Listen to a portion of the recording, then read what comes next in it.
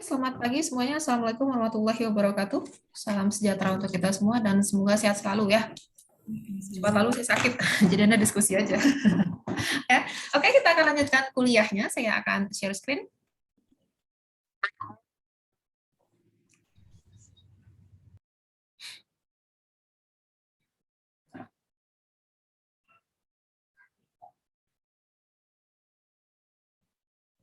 Apakah sudah terlihat? Sudah, Bu. Sudah, Bu.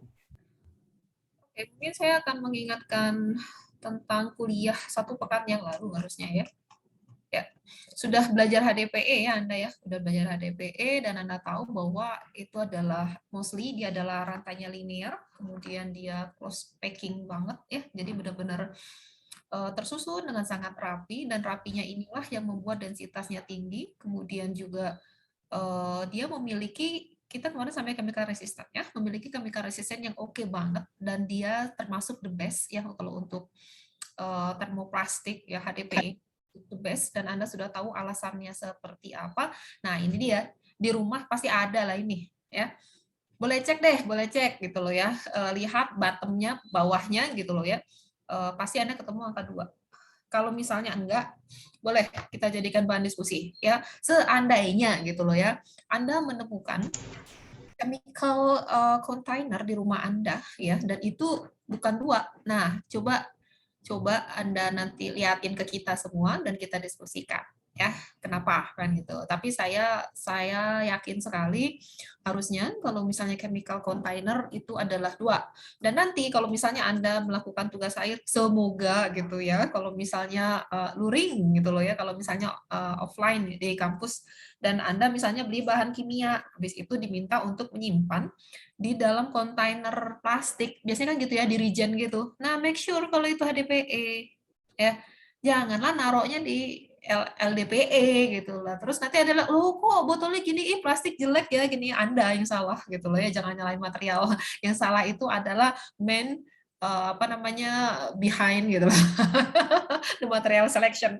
Ada yang salah ya. Jadi harusnya kalau untuk yang cukup apa ya kuat ya strong gitu loh ya chemical itu biasanya pakai HDPE ya tapi apakah HDPE ini super terhadap semua bahan kimia tentu jawabannya tidak ya saya tuh selalu bilang nobody perfect tidak ada orang yang sempurna and no material perfect dilahirkan itu memang untuk menjalankan fungsinya masing-masing gitu loh bukan berarti HDPE ini tahan untuk semua tentu saja tidak ya ada kasus-kasus tertentu yang dia tidak dan itu ada kok di handbook jadi Anda tinggal lihat tapi kalau secara umum biasanya di kelas plastik HDPE ini termasuk yang paling oke ya nah kalau misalnya kita bicara apa saja sih yang oke untuk HDPE, maka memang hampir untuk seluruh pelarut ya dia excellent ya, terutama pelarut organik. Ya. Pertanyaannya, kenapa ya? Selain yang kemarin, masalah kita menjelaskan masalah morfologi adanya kristalin dan amorf. Kira-kira apa logika kimia Anda? Untuk pelarut organik HDPE itu cenderung apa namanya ya? Tahan. Ada yang mau menjawab nggak? Yang mau mencoba? Boleh, Bu. Ya. Kalau dari yang saya baca di Brainstorm, karena kebetulan di Edunext disuruh baca juga itu, Iya. kenapa dia resisten terhadap sebagian besar pelarut? Karena molecular weight-nya tinggi gitu, Bu. Molecular weight-nya tinggi. Kalau molecular weight tinggi, kenapa Pasya? Kalau dari yang saya tangkap dari Kimpol, molecular weight tinggi itu kan karena yang paling awal tuh karena susunan rantainya rapat, jadi dia bisa packing lebih banyak gitu. Jadi kalau pas dia rapat, packingnya lebih banyak, kayak yang kemarin sih, Bu. Jadi lebih close pack gitu, daerah kristalinnya banyak, solvent susah masuk gitu, Bu, kalau ke daerah kristalin. Mungkin kayak gitu, Bu, kalau dari saya. Oke, berarti yang kemarin ya, itu berhubungan sama morfologi. Kalau dari sudut pandang lain, ada yang mau berusaha menjawab? Terima kasih Pasya jawabannya.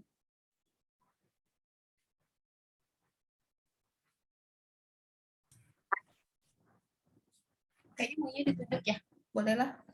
Amadeus Yelindra Wahyudi, 019. Iya, Bu. Anda punya jawaban nggak? Belum baca sih, Bu. Eh, Baru lihat notifnya sekarang, Bu. Ini kenapa? lagi baca, Bu. Hah? Lagi baca ini. Loh, ini Soalnya. kita lagi kuliah. Kuliah jangan baca. Bacanya sebelum kuliah. Nah, aduh. Oke. Kalau gitu aku tunjukin yang lain. Jadi kita bikin di EduNext itu tuh buat Anda baca. Jadi maksudnya gini loh, ketika kuliah tuh sebenarnya Anda sudah sebagian besar ya, 40% tuh sudah paham sebenarnya. Sisanya kita ngimprove. Jadi pemahaman Anda itu naik gitu. Bukan kayak pertama kali ketemu di kuliah gitu, hah gitu. Enggak ya. Oke. Rizky Nadifa susah banget namanya, Anggarin. 043. Halo, Ya. maaf Bu, saya juga belum tahu. Oke. Meventi?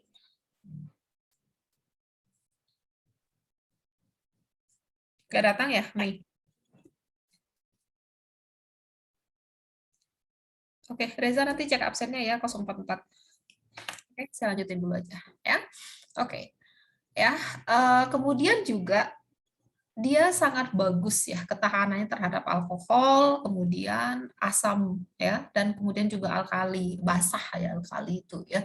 Jadi bagus. Jadi kalau misalnya Anda mau nyimpan etanol, metanol, propanol, nah itu kan alkohol tuh ya, alkohol. Jadi ya nggak apa-apa pakai HDPI ya, karena ketahanannya oke di sana.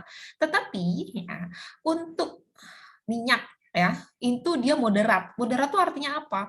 Moderat itu artinya tengah-tengah lah, dalam suatu waktu tertentu gitu dia sebenarnya tidak bagus ya, tidak tahan gitu ya, tidak seperti di misalnya ke alkohol gitu ya, ini kan very good banget, ini tuh moderat. Kemudian jelek dia terhadap hidrokarbon ya, alipatik, aromatik, halogenetit gitu loh ya. Nah pertanyaannya, kenapa sih dia jelek ketahanannya terhadap hidrokarbon? Christina Kaylee 059.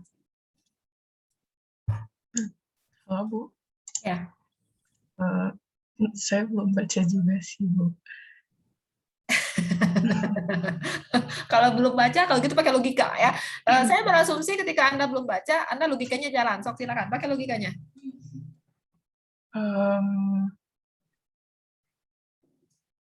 Nggak ngerti juga Bu. Nah, kalau misalnya logika Anda belum jalan, please baca kalau disuruh.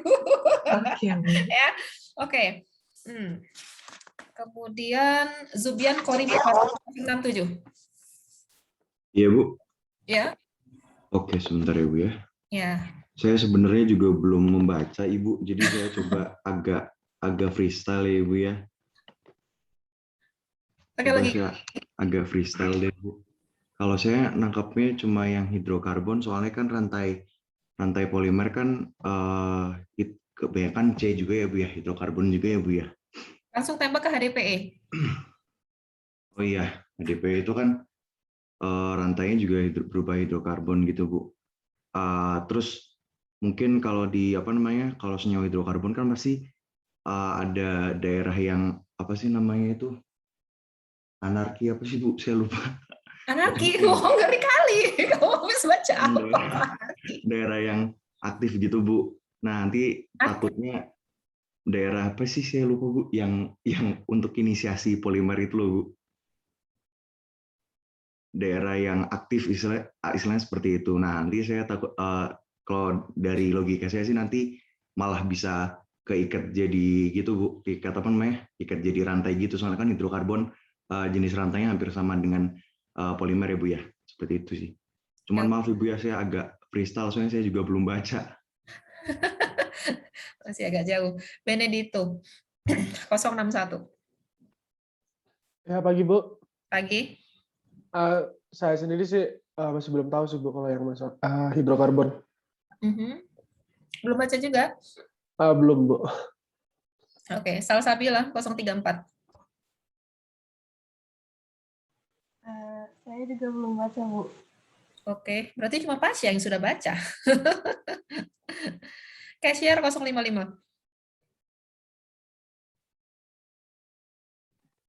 Halo Bu. Ya. Maaf Bu, saya juga belum baca. Oke, kalau gitu saya lempar ke forum. Siapa yang bisa menjawab pertanyaan saya? Kenapa ketahanan HDPE itu jelek terhadap hidrokarbon? saya nyoba, Bu. Oke, Yusuf. Saya sebenarnya belum baca sih, tapi kalau menurut saya kan HDPE itu kan polietilen, dan polietilen itu nggak punya gugus samping yang aktif kayak OH, NH2, dan lain-lain yang polar gitu. Jadi HDPE itu sifatnya non-polar, sedangkan chemical kayak alkohol, acids, dan alkali itu sifatnya polar. Kan ada prinsip solve, dissolve, like. Kan? Nah, kayak gitu. Jadi HDPE kemungkinan besar nggak akan larut di alkohol, dilute acid, dan alkali. Sedangkan kalau di oil sama grease itu ada sisi yang polar sama non-polar. Jadi HDPE itu masih bisa agak larut di sini. Dan kalau di hidrokarbon tuh biasanya non-polar semua. Jadi HDPE bakal larut di sini. Gitu sih, Bu. Oke, good Yusuf. Itu jawabannya. Prinsipnya cuma satu aja kalau kita bicara tentang resisten chemical resistant. Like dissolve like titik udah. Anda tinggal lihat gitu loh ya. Dia hidrokarbon ya. Oke. Kita lihat HDPE itu isinya karbon dan hidrogen, hidrokarbon. Artinya like dissolve like dia melting kok sama temannya sendiri gitu loh. Udah larut. Artinya apa? Kalau kita mau mempertemukan dia dengan fluorohidrokarbon ya habis lah dia. Karena dia hanya mau terbuka gitu, hanya menerima gitu loh ya, yang sama dengan dia gitu. Itu prinsip kelarutan sudah. Hukumnya cuma itu aja Anda sebut, itu cukup. Like dissolve like titik. Dah saya kasih nilai kalau kayak gitu. Itu kata kunci. Ya, sisanya pakai logikanya gitu. Jadi kalau misalnya Anda malas baca, minimal logikanya jalan gitu ya. Jadi Anda nggak perlu menghafalkan slide ini gitu loh ya. Excellent terhadap kebanyakan pelarut, tetapi bagus di alkohol, jelek di ini, enggak begitu cara belajar itu. Anda harus cari benang merahnya. Ini logikanya apa sih? Hukumnya apa gitu loh. Segala sesuatu tuh ada hukumnya gitu. Nah, itu yang Anda kasih kata kuncinya. Like dissolve like titik. Udah. Tinggal Anda lihat strukturnya. Ini isinya apa gitu. Polar atau non polar. Kalau tadi Yusuf yang ngomong gitu boleh. Atau hidrokarbon dengan hidrokarbon berarti kan sama dia. Sama ya sudah selesai. Tapi masalahnya nanti tingkat kelarutannya tinggi atau rendah tergantung kepada kristalinitas. Itu masuk ke logika polimernya. Jadi Anda nggak usah ngapalin. Ngapal kayak gini itu ya mau ujian aja Anda ini. Tapi sebenarnya kalau ketemu di lapangan nanti ya, ketika Anda bekerja, ketika Anda meneliti atau apapun yang Anda lakukan, Anda nggak bisa gitu loh, memecahkan masalah kalau misalnya logikanya nggak dapat. Nah ini sering saya sebut Anda harus paham logika materialnya. Dan hukum kelarutan itu kayaknya dari SMA udah belajar ya, like dissolve like. Anda tahu bahwa air dan minyak tidak bisa bersatu. Itu kenapa nggak bisa bersatu? Itu yang harus Anda cari sebenarnya, highlight Anda belajar tuh itu sebenarnya. Apalagi kalau malas baca, ya disuruh baca nggak mau baca. Nah, pakai ilmu itu. Oke? Ya, jadi kalau ada dua sebenarnya nanti. Jadi masalahnya itu adalah like dissolve like karena hukum general itu dalam solubility. Yang kedua, pakai hukum morfologi yang kemarin saya jelaskan itu. Ya, karena di situ nanti juga akan mempengaruhi sistem kelarutannya. Jadi kita meninjau segala sesuatu itu pasti ada fundamentalnya, kemudian ada next-nya, ada secondary-nya. Ya. Nah, kemudian kita masuk ke higroskopi. Siapa yang tahu higroskopi itu kira-kira apa? Makanya ini disuruh baca Ben Strong. Higroskopi apa? Kemampuan menyerap air, Bu. Kemampuan menyerap air, gitu ya Melvin. Kalau menurut Anda HDPE dia higroskopi atau tidak? Kamu Tidak, Bu. teman kamu, mau kamu jawab atau kamu menunjuk teman kamu? Saya jawab dulu deh, Bu. Oke, silakan Melvin. Tidak, Bu, karena sama kayak prinsipnya tadi like dissolve like, karena higroskopi kan berkaitan dengan molekul air. Kalau HDPE hidrokarbon non-polar, air polar, jadi sulit untuk higroskopi, Bu. Oke, good. Kalau begitu, apa efeknya kalau Anda menggunakan HDPE? Kalau ada sifat higroskopi ini, ayo kita next ya, kita extend logikanya. Bisa nggak Anda berpikir secara open-minded sebelum saya kasih tahu gitu. Dia higroskopi, Anda tahu arti higroskopi. Higros itu kan air ya. Kemudian Anda nganggap ini tidak higroskopi. Apa efeknya ketika Anda menggunakan HDPE yang mana catatannya dia adalah higroskopi? Menurut saya ada beberapa efek sih, Bu. Yang pertama dia bisa dijadikan wadah untuk menampung airnya karena dia tidak higroskopis. Oke. Kalau wadahnya higroskopis kan berarti dia menyerap air, Hmm. jadi nggak bisa menampung air. Terus yang kedua, dia bisa dicuci gitu, Bu. Karena dia sifatnya tidak menyerap air, jadi dia bisa dicuci dan digunakan kembali gitu sih, Bu. Ya, good. Itu cara belajar ya. Jadi Anda kalau sudah punya satu teori, Anda kembangkan dan pakai logikanya di exam gitu loh. Apa ya efeknya kalau kayak gini gitu loh. Itu alasannya kenapa plastik itu menjadi wadah sup, wadah air, tumbler segala macam gitu loh. Ya aman gitu loh. Nggak masalah orang dia higroskopis. Ya. Ada nggak polimer yang tidak higroskopis kira-kira, Melvin? Ada sih, Bu. Cuman saya bentar. Tidak, nanti setelah kuliah ini rasanya Anda bisa jawab ya. Kalau sekarang masih belum, nggak apa-apa. Banyak ya. Tapi mostly memang kalau plastik itu memang dia higroskopis ya, karena tadi dia sebenarnya adalah nonpolar ya, hidrokarbon, hidro dan karbon gitu loh, sama nonpolar gitu ya. Nah, sehingga tadi sudah dijawab sama Melvin kalau diaplikasi ke sana. Tetapi kalau dari proses, maka biasanya peletnya itu nanti kita tidak perlu dikeringkan karena apa ya, aman, dia tidak menyerap air kan gitu ya. Walaupun kalau untuk keamanan tetap karena di drying bentar aja, karena apa? Begitu ada uap air masuk ke dalam mesin itu masalah, dan itu nanti kita bahas di prospol ya. Tapi higroskopis ini sifatnya bukan hanya diproses sebenarnya. Nanti ketika aplikasi dan segala macam itu Anda naruh di lingkungan yang lembab ya. Lembab itu kan berarti kan kadar uap airnya kan tinggi ya. Kemudian juga untuk yang berhubungan sama air aman ya, aman gitu ya. Kemudian masuk ke optical properties ya. Nah, optical properties di sini biasanya kalau kita bicara plastik salah satunya itu adalah masalah clarity gitu loh ya. Jadi clarity itu Anda nanti bisa melihatnya apakah dia transparan, translucent atau opak ya. HDPE ya. Kira-kira dia yang mana? Transparan, translucent atau opak? Opak, Bu. Opak. Kenapa, Pasya? Aduh, tapi saya maaf ya Bu kalau agak salah. Seingat saya kalau misalnya rantainya masih kesusunan rantainya rapat, cahaya itu nggak bisa tembus melalui itu. Jadi kalau makanya kan kalau kaca itu amorphous karena dia rantainya kalau kaca itu tembus pandang karena rantainya amorphous gitu. Bukan, pokoknya kaca itu sebutannya amorf gitu kalau di Q4 kemarin itu. Karena ya susunan rantainya acak, jadi cahaya bisa tembus. Kalau seingat saya itu sih, Bu, karena susunan rantainya rapat, makanya nggak bisa tembus cahaya. Ya, di Kimpol ini udah ya. Jadi kalau misalnya rantai daerah kristalin itu nanti bisa dia efeknya itu ada bisa scattering, internal scattering, bisa dia memantulkan gitu sehingga cahaya itu memang tidak bisa tembus ya. Dan efeknya apa? Anda melihat ya. Setelah kuliah ini harusnya Anda tuh bisa nebak gitu loh ya. Oh, ini ADPE nih gitu ya. Ini ADPE, ini LDPE. Ini LDPE. Dari apa? Dari clarity aja. Dari optical properties. Karena itu sudah akhirnya dengan rantai yang tersusun rapat, dengan daerah kristalin yang tinggi, automatically dia itu biasanya opak. Coba perhatikan botol shampoo Anda. Ada yang transparan nggak? Ayo. Jadi kayak kresek gitu. Ada nggak? Kalau ada, buat sini. Salah kode kali.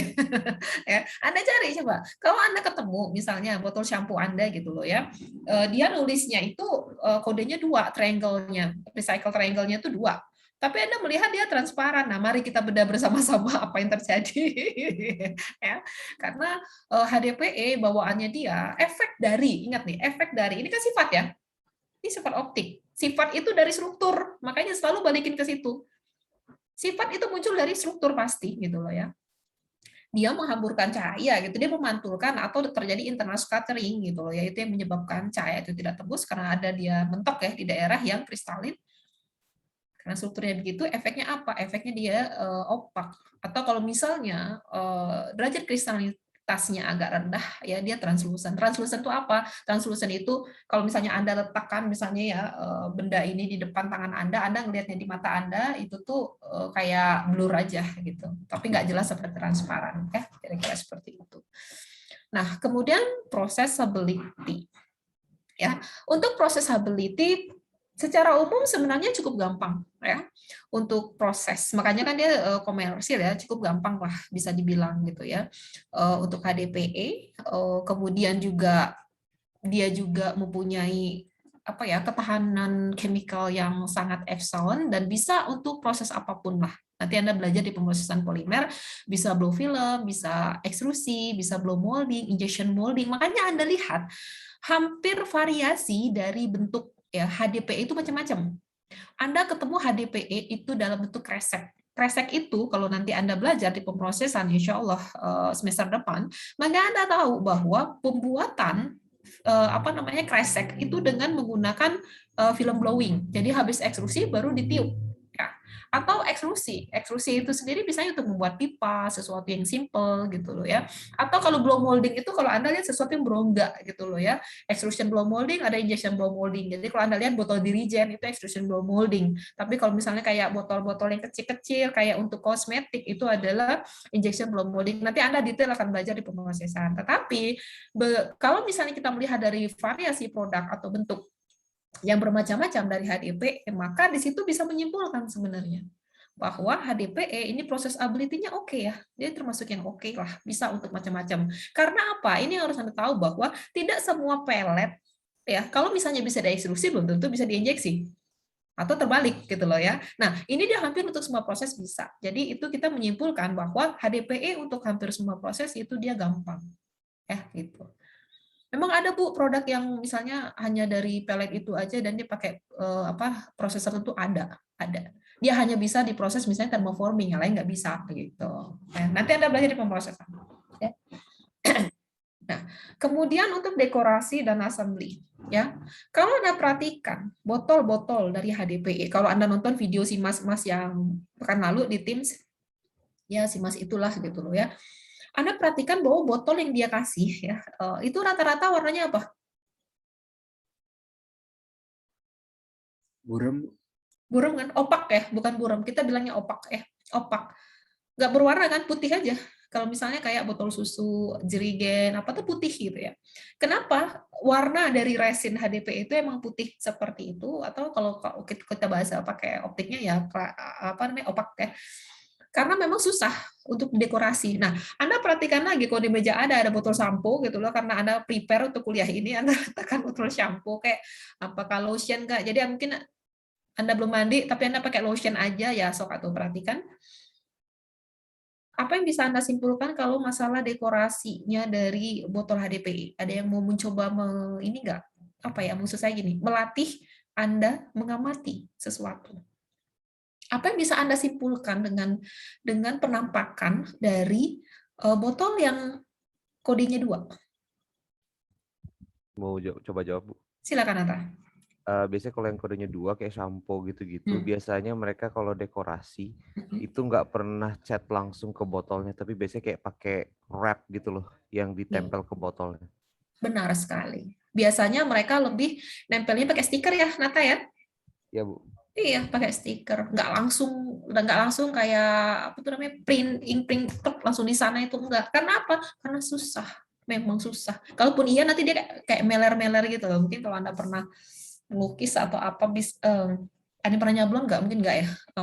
Itu kira-kira gitu dan itu memang hard. Kenapa? Akhirnya daripada susah gitu, orang biasanya pakai stiker. Biasanya botolnya putih, nanti dikasih stiker atau ditempel apa segala macam baru ada mereknya. Ya, jarang sekali HDPE itu yang langsung yang ada dekorasi di sana. Pertanyaan saya, apa yang terjadi? Kenapa susah?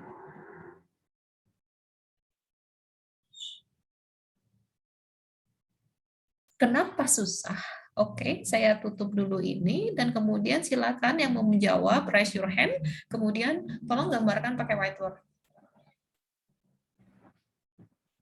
Saya menghindari sekali kuliah ini Anda menghafal ya. Saya sangat ingin Anda itu paham dan pahamnya itu pakai logika. Biar ini kasus polimer ya, kasus plastik, polimer tuh kalau Anda ketemu di lapangan tuh luar biasa, variasinya, probability-nya tuh besar sekali. Nah, kalau Anda tidak punya pijakan logika material ini ya di mapel susah Anda jawabnya. Karena nanti kalau misalnya soal ujian saya variasi kan pasti produk tuh bisa macam-macam. Tapi kan logikanya sama. Jadi Anda bisa jawab. Nah, makanya di kuliah ini saya agak lebih pelan tapi membangun logika sebenarnya, membangun logika itu. Saya nggak pengen Anda ngafal gitu loh. Jadi kalau Anda keluar tamat dari situ kayak Anda kelihatan keren banget gitu loh ya.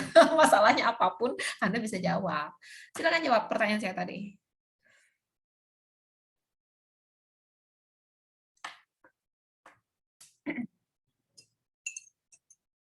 Ayo, siapa yang berani menjawab? Aku tunjuk lagi. Oktarina Cahyaning Tias 051.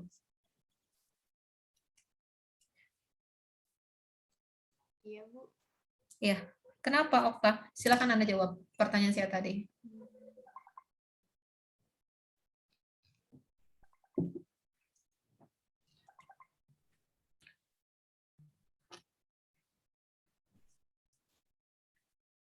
Maaf, boleh diulang pertanyaannya?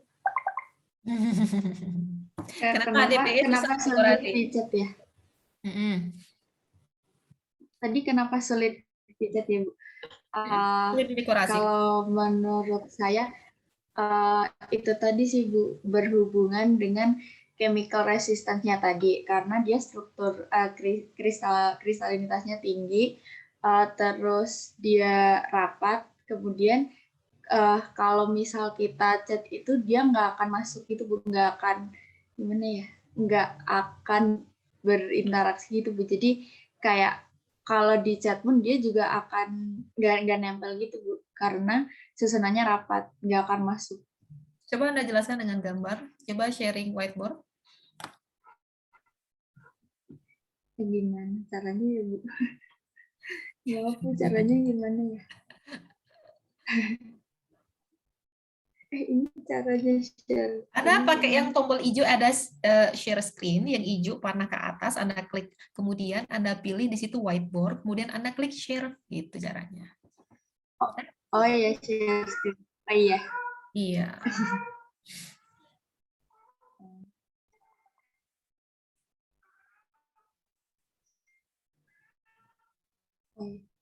Ini udah ada, Bu. Lagi proses.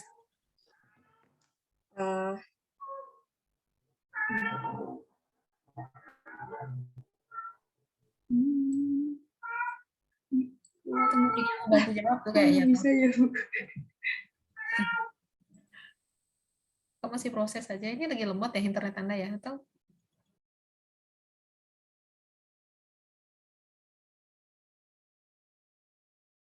Oke, nggak mau ya. Atau gini deh, Anda tunjuk satu teman Anda untuk menjelaskan. Siapa?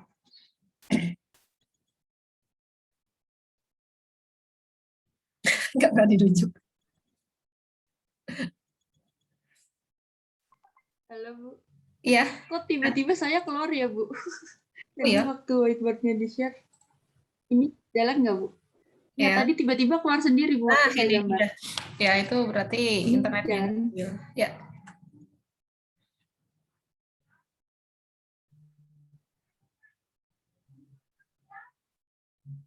Aduh. Nggak apa-apa, nggak apa-apa. Nggak harus secantik apa Mona Lisa, enggak. Yang penting kita ngerti. Oh iya.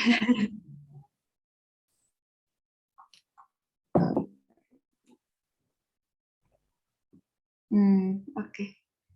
Nah, terus? Terus. Kalau menurut saya gini sih, gimana ya? Nggak apa-apa. Maaf ya, Bu. Makanya dilatih biar nggak gaptek ya. Ini sih, Bu, jadi kalau dari kemarin kan yang dipelajari itu kan HDPE itu kan dia itu dense dan derajat kristalinitasnya tinggi kan, Bu. Terus tersusun rapi dan berdekatan. Jadi chemical resistance-nya juga tinggi. Terus kalau dari strukturnya ini kan dia sangat padat, jadi untuk apa ya, bahan kimia yang lain tuh sulit untuk masuk ke daerahnya gitu loh. Gimana ya ngejelasinnya? Oke. Thank you. Tahu saya gitu sih. Oke. Iya. Ya. Coba Kiandra. Kiandra 028, tolong sempurnakan jawaban dari Okta. Halo, Bu. Ya.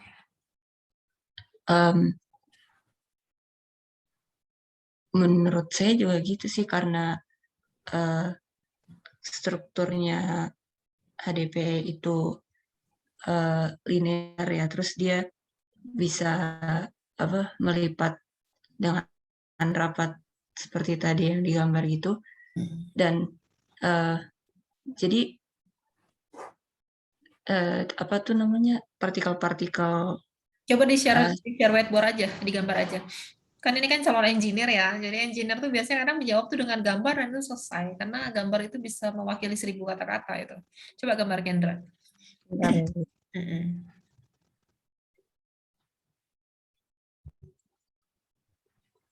Yang lain Anda ngoprek sendiri di kertas ya. Nanti saya pengen lihat tuh jawaban Anda. Kalau kuliah sediakan selalu buku tulis itu atau kertas atau whatever gitu, Anda nyatet. Kalau yang ginian Anda ngoprek sendiri. Biar nanti pas ujian kalau ditanya itu Anda udah tahu sebenarnya jawabannya. Udah masuk belum, Bu? Dah.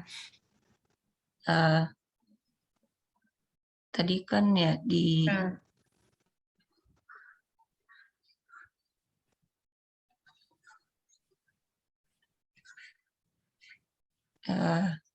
kok nggak apa-apa. Jadi kan yang di sini yang bagian kristalinnya. Iya. Terus nanti kalau misalnya ada kayak partikel Warna. Ya pewarna maksudnya. Itu nanti dia lebih susah masuk ke sini daripada yang ke bagian amorf di sini. Ya. Jadi pas dia masuk ke sini tuh dia bisa menyebar dengan lebih mudah gitu kan ya. Tapi kalau di sini enggak. Terus saya sebenarnya saya belum baca tapi kayak kepikiran sesuatu gitu, boleh coba. Silakan. Pakai logikanya. Jadi kan kalau di HDPE itu kayak berincinya sedikit ya, Bu. Terus tunggu, gambar di sampingnya aja kali ya. Kalau misalnya HDPE kan berincinya sedikit gitu, kayak pendek-pendek kayak gini. Terus nanti kan jadi di sini tuh dia mungkin lebih susah kayak menahan pewarnanya gitu, Bu. Sedangkan kalau misalnya yang berincinya lebih gede, kayak misalnya kayak gini.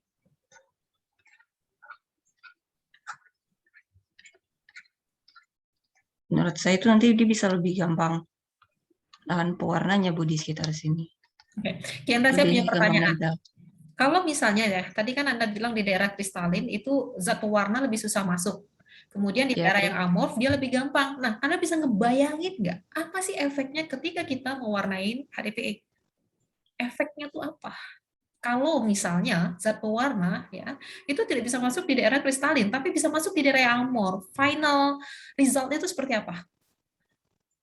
Jadi yang ini dia pindah ke sini, dia kayak ngalir gitu kan.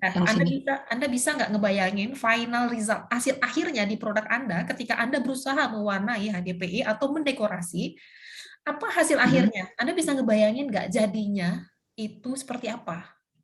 Katakanlah dirijennya gitu. Jadinya seperti apa? Kayak mungkin yang lain juga pikirin ya, yang lain Anda bayangin juga nih. Cuma Kiandra kan sebagai juru bicara nih sekarang. Apa yang terjadi? Anda bisa nggak mulai membayangkan ketika Anda memproses, oke, secara mikro kita melihat ya, bahwa pewarna itu tidak bisa masuk daerah kristalin, tapi bisa di daerah amorf. Nah, final result-nya, hasil akhirnya di produk itu nanti seperti apa ya kira-kira? Walaupun ini nggak ngerjain sendiri ya, tapi kan Anda bisa ngebayangin. Itu maksud saya proses engineer itu kadang-kadang Anda harus bisa membayangkan itu. Apa Kiandra yang akan terjadi di hasil akhirnya? Finishing product itu seperti apa? Warnanya numpuk di daerah amorf kayak gitu. Iya. Artinya, atau secara general Anda bilang bahwa warnanya apa ya istilahnya? Bisa nggak Anda bicain itu? Anda sudah bisa ngebayangin, Anda sudah bisa menerangin begini, ya logikanya. Bisa nggak Anda sekarang mendeskripsikan apa yang Anda lihat di kepala Anda sekarang? Produk itu jadinya seperti apa? Coba. Lumer-lumer gitu sih, Bu. Jadi lumer? Cuman maksudnya gimana lumer? maksudnya catnya di yang bagian amorf aja mungkin kayak sekarang Anda gambarkan dirijen deh atau kotak aja, Anda gambarkan kotak aja ya. Kotak aja atau dirijen, kalau Anda jago gambarlah dirijen. Ya, atau kontainer, whatever, terserah. Begitu. Dirijen yang Anda warnain itu kira-kira Anda dekorasi jadinya seperti apa kalau yang terjadi? pewarna atau zat pendekoratif itu hanya masuk di daerah amorf tapi tidak di daerah kristalin. Ayo, jadi gimana gambarin coba? Jadi mungkin jadi kayak gini. Apa tuh? Jadi bopeng ya? Apa tuh bahasanya? Apa Anda bisa nggak mendeskripsikan itu apa itu? Total. Total. Bukan. Proses pewarnaannya tidak merata. Tidak merata, tidak homogen. Oh Ya. iya. Dan apakah itu diinginkan? Enggak sih, Bu. Enggak. Mendingan gimana cara ngatasinnya? Kan gitu. Ini udah dicoba sama orang, terus jadi kayak gini. Kecuali kalau untuk art ini ya, apa ya, kalau kebutuhan art mah beda rasa. Tapi kalau untuk produk, lu mau beli nggak gitu? Kalau misalnya dibilang ini hand body lotion itu bagus banget, tapi lu lihat aja kemasannya tuh kayak totol-totol gitu, lu kayak burik gitu kan, mau nggak beli? Iya sih. Enggak kan? Lebih baik diapain kalau gitu? Lebih baik tempel aja, Bu. Tempel Bikin stikernya. Stiker aja, stiker lebih cantik dan ini warnanya putih gitu ya, terus di stikerin. Clear nggak maksudnya gimana? Iya. Iya, dan pada kenyataannya seperti itu memang gitu. Ini tuh bukan hanya teori ya, saya ngajarin itu benar-benar real gitu loh ya. Secara teori ini yang terjadi. Pada kenyataannya itu yang Anda harus mampu membayangkan pelan-pelan, karena kan Anda semester berapa sekarang? 5 ya? 5. Bayangkan itu pelan-pelan. Kalau yang terjadi di atas kertas seperti ini, secara teori ya, penjelasan sainsnya, secara engineering apa yang terjadi gitu loh. Yang terjadi ya gitu, burik. Maksudnya, total polkadotnya, kalau polkadotnya bagus bulat-bulat, kan kita nggak pernah tahu di mana daerah amorf, di mana daerah kristalin, suka-suka dia aja kan gitu ya. Jadi benar-benar warna itu jadinya pale gitu loh ya, pale, kemudian nggak rata segala macam. Dan daripada begitu, solusinya adalah kasih stiker aja. Clear, Kiara? Ya, Bu. Ya, dan semoga nextnya Anda bisa menggambarkannya tadi ya. Kalau Anda sudah ini, kebayangin nanti secara engineering itu produk itu gimana ya? Gimana cara ngatasinnya? Karena itu yang pada kenyataannya Anda ketemu di lapangan. Ini saya kasih studi kasus aja. Jadi kalau misalnya dihafalin, itulah nggak akan nangkep. Kita nggak bisa enak ngobrol tentang polimer kalau nggak. Oke, terima kasih Kiara. Boleh di stop share dulu whiteboard-nya. Oke, Bu. Ya. Ya, saya berharap clear ya Anda ya. Maksudnya belajar matpol itu bukan dihafalin, tapi difahami. Dan tadi saya mengajarkan Anda cara berpikir materials science and engineering. Science-nya Anda tahu, engineering-nya Anda tahu efeknya. Dan biasanya how to solve the problem. Itu. Ya udah itu aja sih sebenarnya ya tugasnya nanti. Dan menurut saya itu menyenangkan karena Anda tahu sainsnya, Anda tahu efeknya, terus how to solve the problem, Anda kasih solusi, itu sebenarnya ditunggu sama orang. Kalau gini secara sainsnya Anda tahu, gimana solusinya? Solusinya gampang aja daripada diburik-burik gitu ya, kayak totol-totol nggak jelas, terus juga apa ya jadi nggak bagus gitu loh ya. Ya udah biarin aja putih, kasih stiker, selesai. Atau di stem langsung, tapi stemnya tuh diharapkan memang dia bisa hot stem ya biasanya, dan itu bisa nempel, tapi biasanya itu hanya kecil biasanya. Nah, untuk apa solusi yang praktis itu biarin aja dia kayak gitu, nggak usah diganggu-gugat, bawaan akhirnya kayak gitu, tinggal kasih stiker, beres. Dan itu yang Anda temukan hari ini di pasar. Ya, gitu. Oke, saya akan share screen lagi. Nah, saya berharap ini salah satu contoh kasus aja ya, di mana Anda menggunakan science and, engineering, material science and engineering itu isinya sebenarnya. Jadi di ranah sainsnya Anda tahu, di ranah engineering-nya Anda tahu sebenarnya. Ya, walaupun itu sebenarnya untuk S2 tapi S1 juga harusnya boleh ya. Itu saya akan lanjutkan lagi. Dan kalau Anda sudah baca, itu yang jadi enak kita diskusinya. Anda langsung tahu logikanya diarahin, itu Anda langsung tahu. Ya, ini untuk decoration dan assembly kira-kira seperti itu. Masalahnya di mana? Di morfologi, di rantai. Artinya properties itu pasti akan berhubungan dengan struktur absolut itu. Ya, jadi kalau Anda nanya kenapa ya sifatnya gini, balikin ke strukturnya. Gimana ya strukturnya? Gitu. Ya. Nah, kemudian untuk weatherability, penting sekali weatherability ini ya, ketahanan terhadap cuaca, lingkungan gitu loh ya. Dan HDPE ini termasuk yang oke untuk aplikasi outdoor ya. Walaupun kalau untuk UV gitu loh ya, memang ya ada batasan karena memang musuhnya dari polimer itu UV. Kenapa? Anda harusnya nanti kalau ikut Dekpol diajarin di sana, tapi sebenarnya ada, dan saya sendiri kalau ngajarin S2 ini tuh 3 pertemuan. Kalau untuk masalah efek ultraviolet bla bla bla lingkungan itu terhadap ketahanan dari polimer, ini panjang ceritanya. Kalau saya ngajar Dekpol itu di S2 ya, Dekmat itu mata kuliahnya, dan itu panjang sekali ceritanya, tapi ada alasannya. Tapi kalau secara general aja Anda S1 bahwa musuh polimer itu adalah memang UV. Itu titik lemahnya. Makanya selalu dilindungi. Ketika aplikasinya untuk outdoor, HDPE termasuk yang oke. HDPE termasuk yang oke. Tetapi nggak bare ya, maksudnya nggak gitu aja ditambahin aditif dan segala macam untuk tetap memproteksi supaya dia ketahanannya atau masa pakainya di luar itu lebih tinggi. Tapi secara umum dia termasuk yang oke, ya. Itu. Nah, jadi caranya gimana kalau misalnya polimer itu memang tidak tahan terhadap UV? Caranya kayak tadi loh, kalau ada masalah ini, how to solve the problem? Itu ranah kita untuk menyelesaikan masalah atau merekayasanya supaya itu tidak terjadi gitu. Nah, caranya salah satunya itu adalah ditambahkan nanti dengan aditif. Anda akan belajar di Prospol, tenang aja, Anda tunggu. Dan kemudian salah satunya itu adalah penambahan carbon black atau sesuatu yang bisa menyerap UV. Ya, nah kalau Anda perhatikan gitu loh ya, Anda perhatikan ada pipa, terus Anda bilang kata Bumar warna HDPE putih, kok ini hitam? Ya ditambahinlah carbon black. Ya, jadi nggak usah khawatir.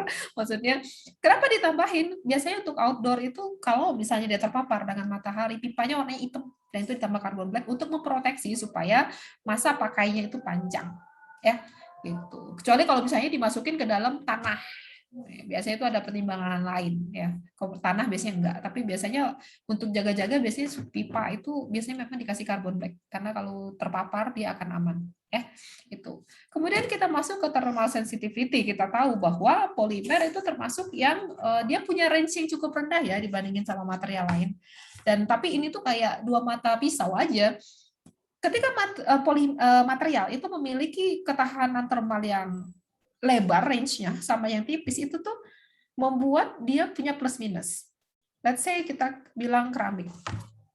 Keramik itu memang dia tinggi ya, bisa sampai 1000 gitu loh ya, atau logam gitu loh ya, bisa ratusan lah, 700, 800 gitu setidaknya gitu loh ya. Polimer kan di 100, 200 aja. Yang mentok sekarang bisa 400. Nah, sisi positifnya dari sisi proses, tidak perlu energi yang sangat tinggi untuk membentuknya. Kalau misalnya polimer kan kecil, tapi sisi yang mungkin dianggap keterbatasannya, kalau untuk polimer ya Anda makanya cuma sampai situ aja gitu, sampai di temperatur itu. Tapi kalau untuk material lain yang misalnya aplikasi untuk thermal yang lebih tinggi ya mungkin bisa gitu. Nah tergantung kita aja kan makanya gimana. Nah kalau untuk HDPE termasuknya cukup aman lah ya, cukup aman, apalagi kalau untuk komersil, karena komersil itu kan di bawah 100 ya, dia cukup aman. Dan kemudian juga kalau untuk yang high temperatur untuk long period juga sebenarnya aman lah, tapi maksudnya masih relatif aman dibandingin sama PI yang lain ya, terutama nanti yang rantainya berbeda, itu cukup aman, tapi ya jangan juga Anda tuh gini loh, aman di sini dengan terminologi Anda harus tahu berapa meltingnya. HDPE itu di sekitar 120. Ya, kalau untuk komersil, ini saya bicara komersil ya, bukan high performance, bukan engineering ya. Untuk komersil ini termasuk yang aman dia. Coba kalau untuk komersil Anda pakai botol shampoo di temperatur berapa sih? Kamar, Bu. Kamar. Aman nggak kalau dari 120? Aman banget gitu ya. Kecuali Anda shampooannya di mana ya? Anda shampooan juga di daerah Timur Tengah itu masih di 50, kadang 40-an ya, temanku ada yang di sana gitu loh ya, masih aman juga sih sebenarnya ya. Jadi makanya kalau untuk komersil itu aman sebenarnya ya, itu. Jadi juga kalau misalnya untuk proses juga masih aman sebenarnya. Jadi oke lah kalau HDPE. Ya tapi janganlah taruh di 300 loh, udah jelas-jelas dia melting 120. Itu tuh kayak Anda ngetes sesuatu tuh nggak pada tempatnya gitu, tuh kelihatan banget mau ngejatuhin kan gitu, udah jelas dia nggak di situ, Anda kelihatan bodoh kayak gitu kan. Maksudnya kita bicara di sini itu pasti dengan suatu terminologi, pasti dengan suatu batasan, karena itu tadi material itu memang diciptakan memang ada fungsinya tertentu gitu ya. Nah, kemudian untuk proses recycle, dan recycle juga HDPE juga termasuk yang oke ya. Jadi biasanya kalau Anda perhatikan trash can, apa tuh namanya tuh kayak apa sih itu namanya? Tong sampah ya, tong sampah yang tebel-tebel gitu loh ya, yang biasanya didorong yang gede yang tinggi. Itu biasanya warnanya hitam dan itu hasil recycle biasanya. Dan kadang-kadang HDPE. Dari mana botol shampoo? Yang kayak gitu tuh HDPE di recycle lagi menjadi tempat sampah yang gede itu loh, biasanya warnanya hitam gitu ya. Itu. Jadi HDPE dan PE lah ya, golongan PE itu paling banyak di recycle. Agak beda dengan PP nanti ya, karena ada alasannya ya. Dia paling banyak dan kemudian juga ini tadi ya, tadi sudah saya sampaikan bahwa kadang-kadang recycle-nya itu bisa trash cans, kemudian juga botol deterjen, kemudian juga flower pots, itu apa pot bunga gitu atau grocery bags dan segala macam. Itu biasanya itu dari HDPE dan ini termasuk yang pokoknya golongan PE itu termasuk yang paling banyak di recycle. Ya, karena apa? Ya itu tadi, karena temperaturnya juga bermain di 100 sampai 120 aja atau 90. Jadi untuk melelehkan kembali dan membentuk kembali that's okay gitu loh ya. Gitu. Mau downgrade nggak? Pastilah.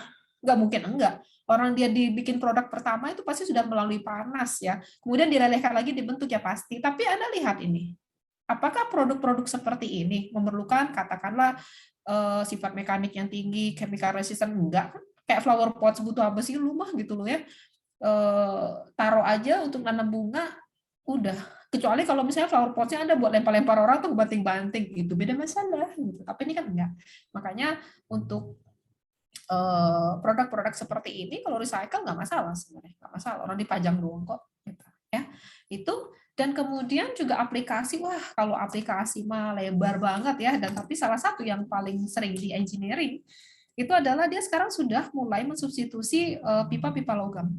Karena apa? Pipa logam itu di lingkungan yang korosif dia akan berkarat ya, dia akan terkorosi ya, degradasinya kan di sana gitu loh ya. Dan sekarang kalau saya kemarin sempat ke beberapa oil and gas company itu sudah mulai disubstitusi. Kadang-kadang dengan MDPE ya, kadang-kadang dengan MDPE, HDPE, sesuatu yang possible untuk diganti sekarang dengan plastik ya, dengan polimer itu diganti ya.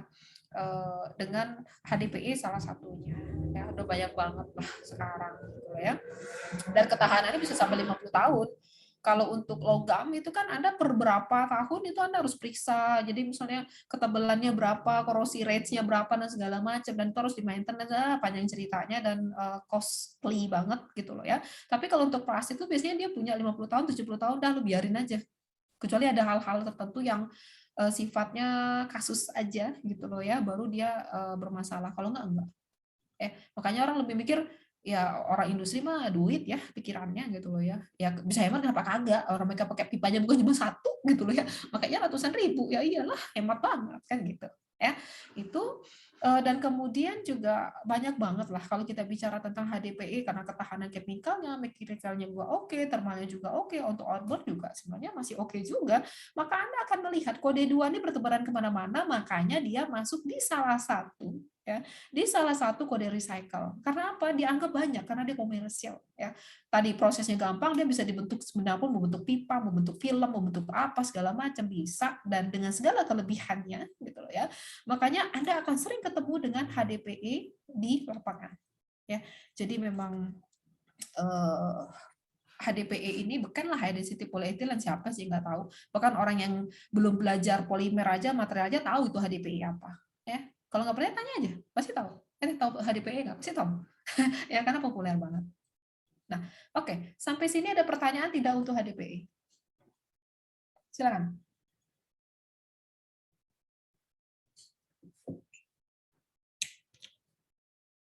Ada? Saya ada Bu, mau nanya Bu. Oke. Jadi sebenarnya saya masih agak bingung mengenai apa dekorasi atau ngewarnain HDPE ini. Kan tadi sebenarnya kita tuh udah tahu ya kalau HDPE itu sangat susah untuk diwarnai, karena tadi lihat dari strukturnya gimana kita masukkan partikel pewarna itu sangat sulit gitu.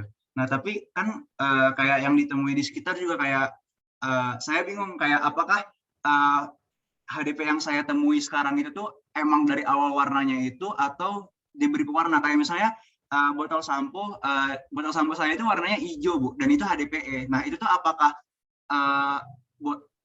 saat produksinya emang diberi pewarna atau emang dari awal warnanya hijau gitu Bu?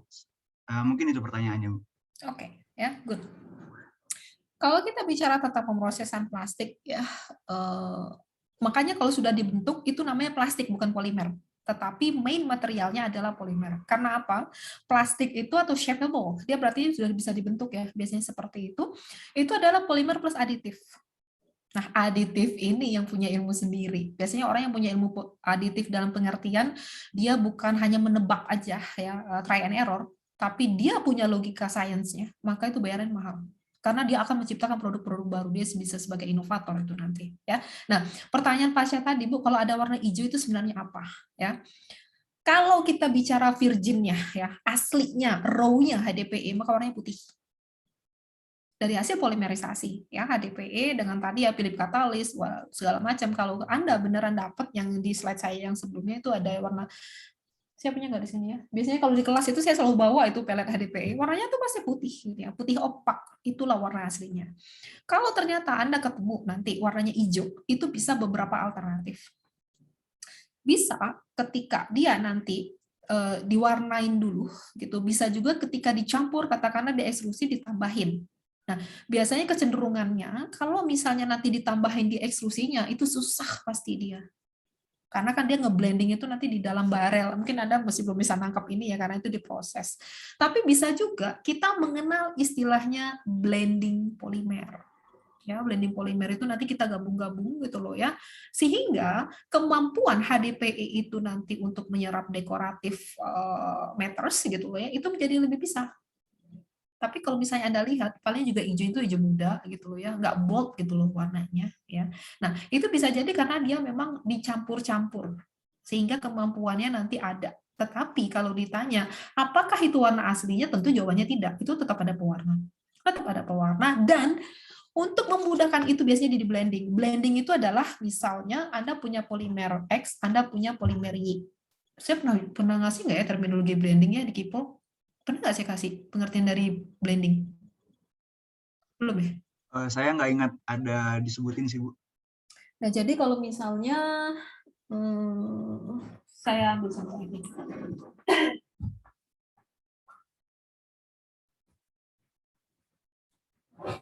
Ya, saya punya polimer ini. Ya, ini polimer X. Ini poli Y. Ya, saya gabungkan begini. Jadi sudah dua polimer nih. Itu namanya blending. Nah, itu digabung, kemudian pasti ada zat pewarnanya, tetapi gabungan itu akan membuat ya dia menjadi lebih open space, tapi dia kompromi nanti sifatnya. Anda akan belajar blending itu di pemrosesan. Kemudian Anda kasih zat warna, dan itu possible. Tetapi kalau dia hanya murni HDPE, apalagi dengan tingkat kristalitas yang tinggi, itu yang tadi dijelaskan sama Kiandra. Itu pasti total-total.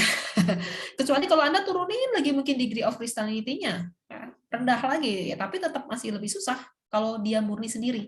Nah, caranya gimana? Nah, itu loh maksudnya yang materials engineer itu gimana ya? Mereka berusaha memenuhi keinginan serakahnya manusia lah. Jadi maunya murah, bagus, bla bla bla bla. Nah, itu kita berusaha mewujudkan itu, ya. Dengan cara apa? Ya merekayasa struktur. Kalau tadi kok susah dia masuk ke dalam daerah kristalin, di open dong kalau gitu, dibuka daerah kristalinnya sehingga agak menjadi lebih open space dan itu possible untuk masuk dan untuk diproses dan dekoratif. Makanya ada beberapa Anda lihat tetap dia ngomongin HDPE, tetap HDPE. Biasanya di blending dengan MDPE atau LDPE. Nanti ada ya di proses itu, setelah ini kita akan terangkan. Ini saya lagi ngomongin tentang homonya aja dulu ya, dia sendiri. Kalau dia sendiri dia warnanya putih. Tapi kalau dengan proses tadi, karena itu adalah bagian dari pemrosesan polimer, itu possible nggak possible? Possible aja. Gitu. Cuman kalau membuat gampang ya, Anda pengen misalnya, chemical resistance-nya pengen tinggi sekali, maka memang disarankan menggunakan HDPE tunggal aja. Dan itu warnanya putih. Ya udah putih aja, kasih stiker. Ya nggak? Atau pada akhirnya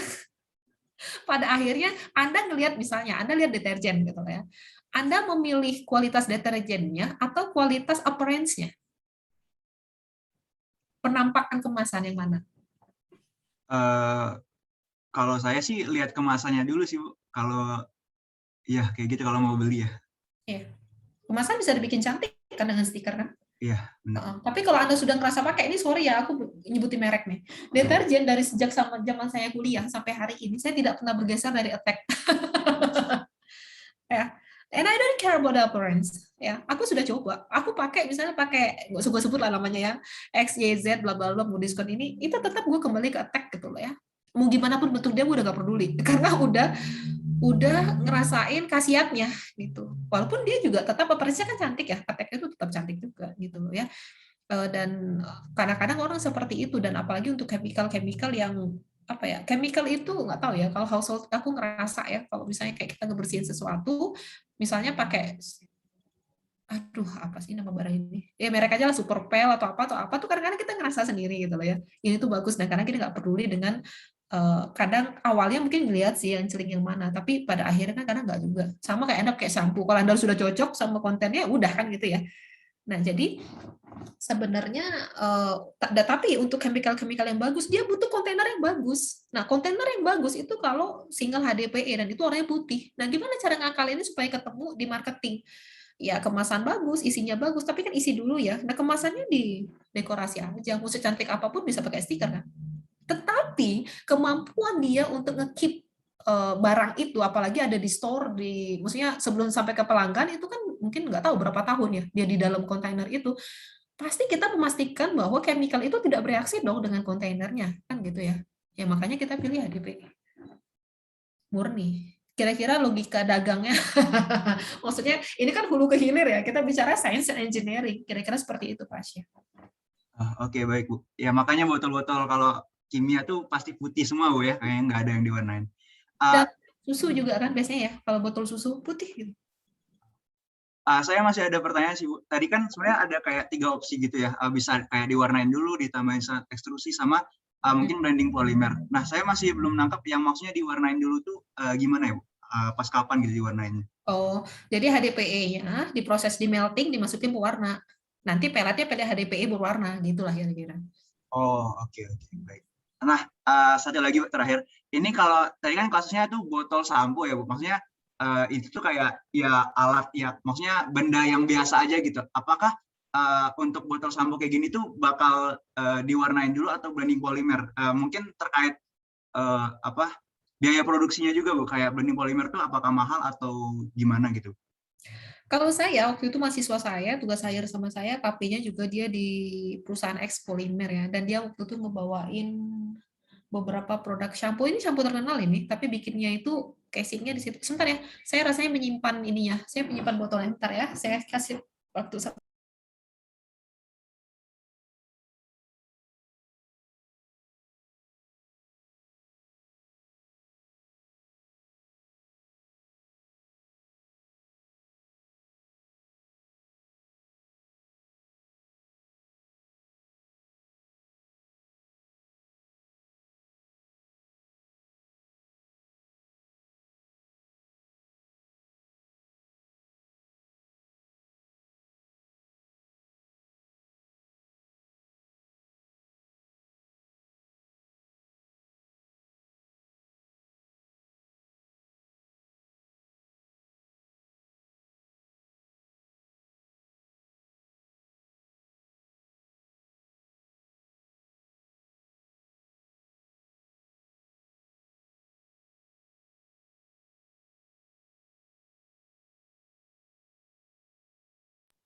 Sorry, sudah saya bawa kembali ke kampus ya. Ya enaknya di kampus tuh gitu, aku tuh punya banyak banget cadangan untuk contoh kuliah.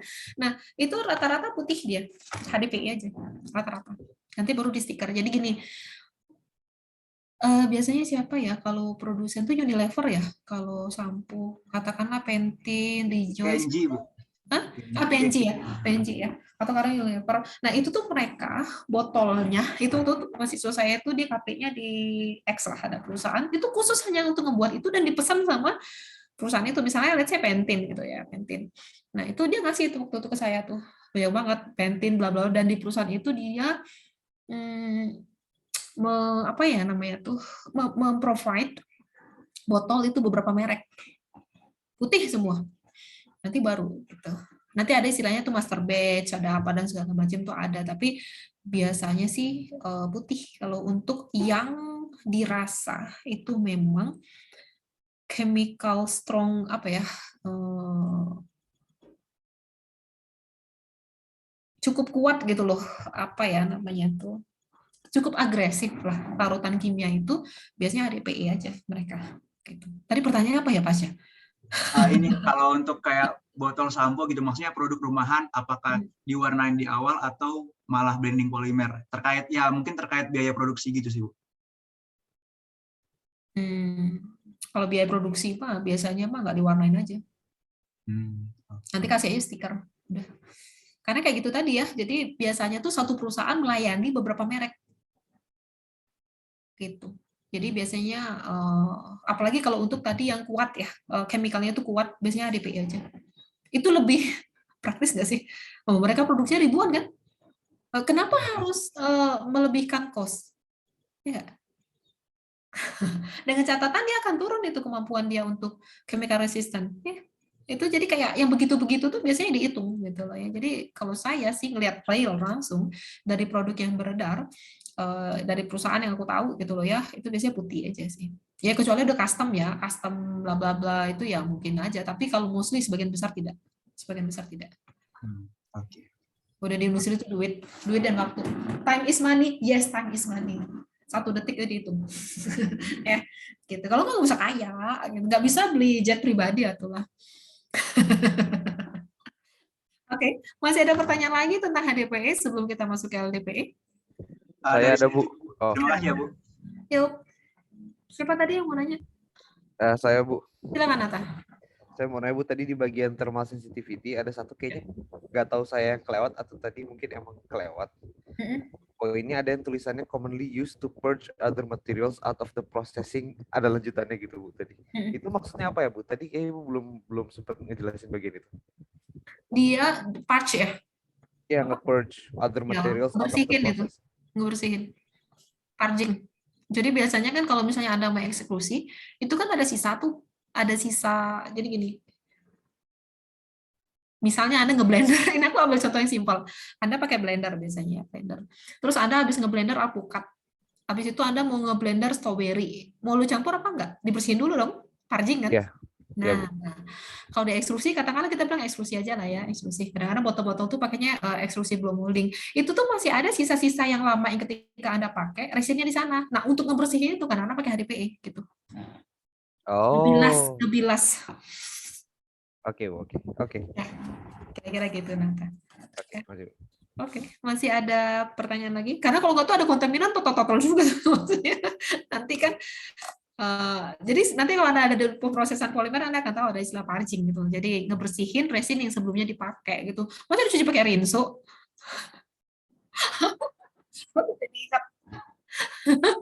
Saya jadi ingat ada dosen emang gitu. Aduh, ini pakai polimer nih ceritanya gitu ya. Astagfirullah. Waktu itu kita bikin recycle polimer. Jadi pembimbingnya 2 ada, aku ada 1 lagi lah gitu. Saya nggak mau sebut nama. Tapi saya jadi keinget dan ini saya sharing ya.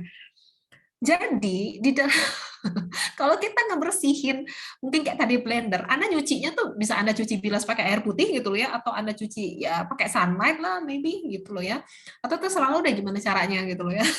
Ya jelas lo kan bilas, ya mungkin ya pakai cuci dulu ya pakai sunlight. Nah waktu itu ada kasus juga kita bikin recycle botol waste ya, jadi kita bikin untuk tekstil ya, dan itu pakai apa namanya itu melt spinning, jadi kita lelehkan kemudian kita tarik jadi serat. Nah itu tuh kan ada yang sisa tuh, kemudian dosennya ada nyaranin cuci pakai rinso. Ya nggak bisa lah ya, nggak bisa, harusnya di purging gitu, taruh lagi lelehin material lain bersihin gitu ya, supaya nggak tersisa sisanya di sana. Aku jadi ingat deh, nggak apa-apa. Jadi perlu banget Anda tuh hands on ya di lab ya. Jadi maksudnya tuh nggak teori begini ya. Memang kalau sekarang situasinya lagi begini, tapi biasanya kalau misalnya kuliahnya luring, gua suruh terjunin lu ke lab gitu loh ya. Biar Anda tuh benar-benar ngelihat antara teori dengan kenyataan gitu loh. Jadi kalau learning by doing itu tuh banyak hal yang Anda bisa dapat. Itu alasannya kenapa ini tetap saya kasih praktikum di rumah. Makanya kerjain. Karena kalau enggak Anda belajar material itu sastra banget gitu loh. Lu jangan raba-raba, mayangin aja nggak bisa kayak gitu ya. Turun ke lab gitu loh. Lu kerjain lu pegang, kalau nggak bisa jadi engineer lu. Kira-kira seperti itu.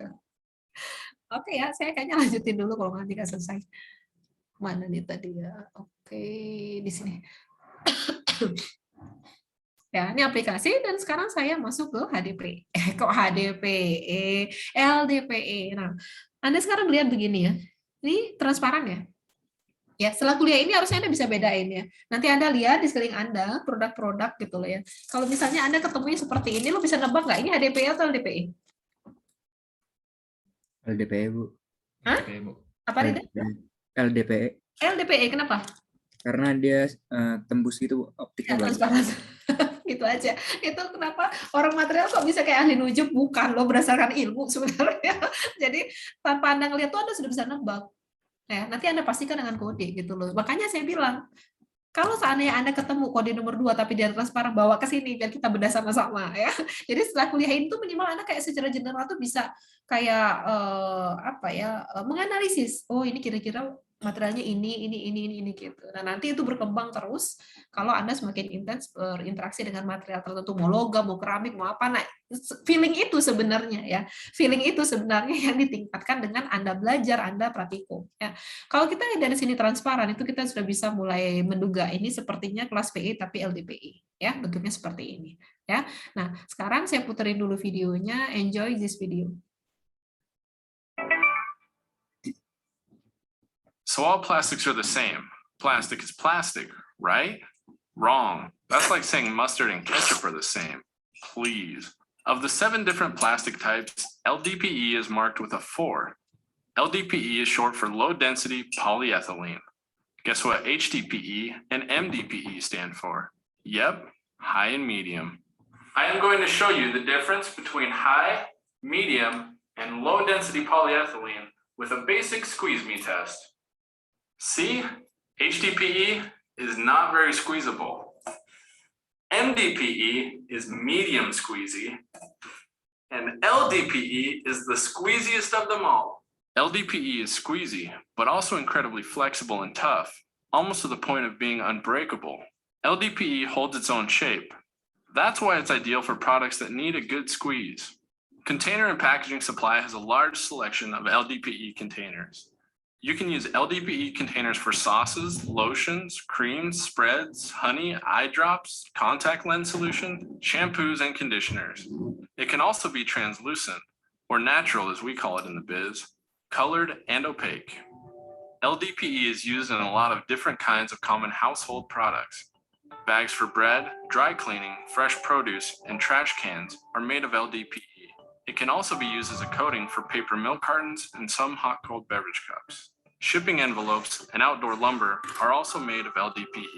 LDPE, MDPE, and HDPE are all polyethylene, which is the most widely used plastic. Low, medium, and high density polyethylene are commonly recycled in many communities.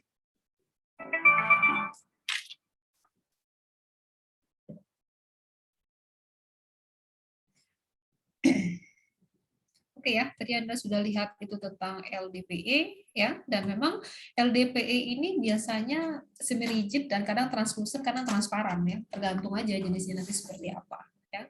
Ini physical properties dulu ya. Melting point itu sekitar 105 sampai 115 ya. Kalau HDPE kan batas ujungnya sekitar 120, bahkan bisa lebih dikit. Densitasnya 0,91 sampai 0,94 dan kemudian temperaturnya Anda bermain sampai 80 aja ya kalau continuous ya. Aman tuh 80 sih ya, mau continue atau apa, kalau misalnya shorter time, waktu yang lebih singkat itu bisa sampai 95, tapi jangan bermain-main di daerah sini lah ya. Jadi mendingan 80 aja itu cukup. Tapi juga kalau dipikir-pikir Anda mau ngapain dengan plastik ini di 80 kecuali gini, Anda Mang Cuangki gitu loh ya, terus ngerebus Indomie dengan plastiknya gitu loh ya. Terus ternyata itu plastiknya bukan polipropilen, ternyata plastiknya itu adalah LDPE. Oke, selamat menikmati. Ya, jadi ya ada juga sih yang lain tuh kan tukang gorengan gitu ya, masukin minyak plus plastiknya, dan plastiknya itu kadang LDPE gitu, ya Allah gitu loh ya. Melting ya kan dia di dalam, terus kalau ditanya kenapa dimasukin plastik, biar gurih. Oh gila beneran, Anda tahu kan plastik itu terbuatnya dari hidrokarbon gitu ya. Dan itu masuk ke tubuh kita, dan itulah makanya sekarang banyak sekali penyakit-penyakit aneh gitu, atau kanker segala macam, kan itu kan karsinogen. Ya, jadi dan ini saya di depan mata kepala saya sendiri waktu saya kuliah mau beli gorengan, terus dia minyaknya kurang, dimasukin plastiknya, ditempel ke apa namanya kuali, dimasukin sekaligus dengan karet-karet ya, astagfirullah. Itu dia beli minyaknya curah ya. Habis itu gue langsung ngabur dan nggak mau makan. Ya, tapi kalau ditanya kenapa itu katanya biar gurih, biar garing. Ya, nah yang begitu-begitu tuh yang apa ya? Dan saya yakin itu LDPE gitu ya, karena melting di situ bercampur dengan minyak. Ya, jadi kalau bermain LDPE biasanya sampai 80 aja lah gitu. Dan kemudian juga kalau cara buatnya gimana? Kalau buatnya tuh beda.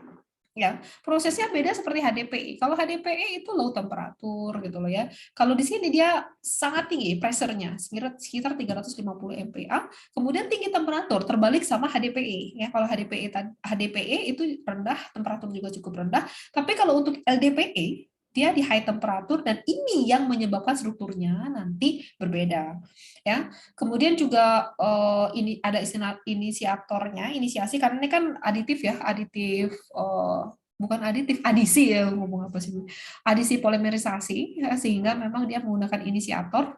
Dan kemudian dari proses polimerisasi ini saya sudah sampaikan di HDPE bahwa proses pembentukan akan menentukan struktur, struktur menentukan sifat, sifat menentukan performance, performance menentukan nasib.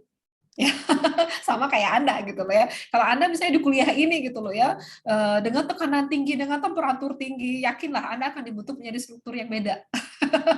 Ya, mungkin mata kuliah di kuliah lain nggak gitu banget ya, itu kan kuliah lain karena kan Anda pengen dibentuk dengan struktur yang berbeda dengan performance yang berbeda ya. Jadi kalau di sini proses pembentukan itu akan menentukan struktur, struktur menentukan sifat, sifat menentukan performance, performance menentukan nasib. Ya, masa depannya itu material ditaruh di mana produknya.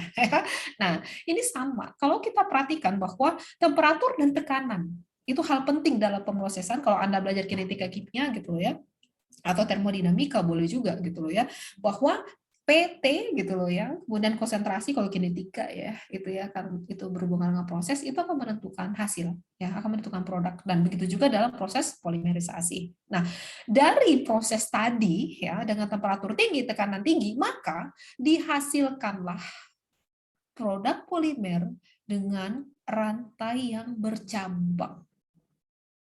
Ya. Cabangnya yang mana, Bu? Anda perhatikan dulu. Cari backbone. Backbone itu tulang punggung ya.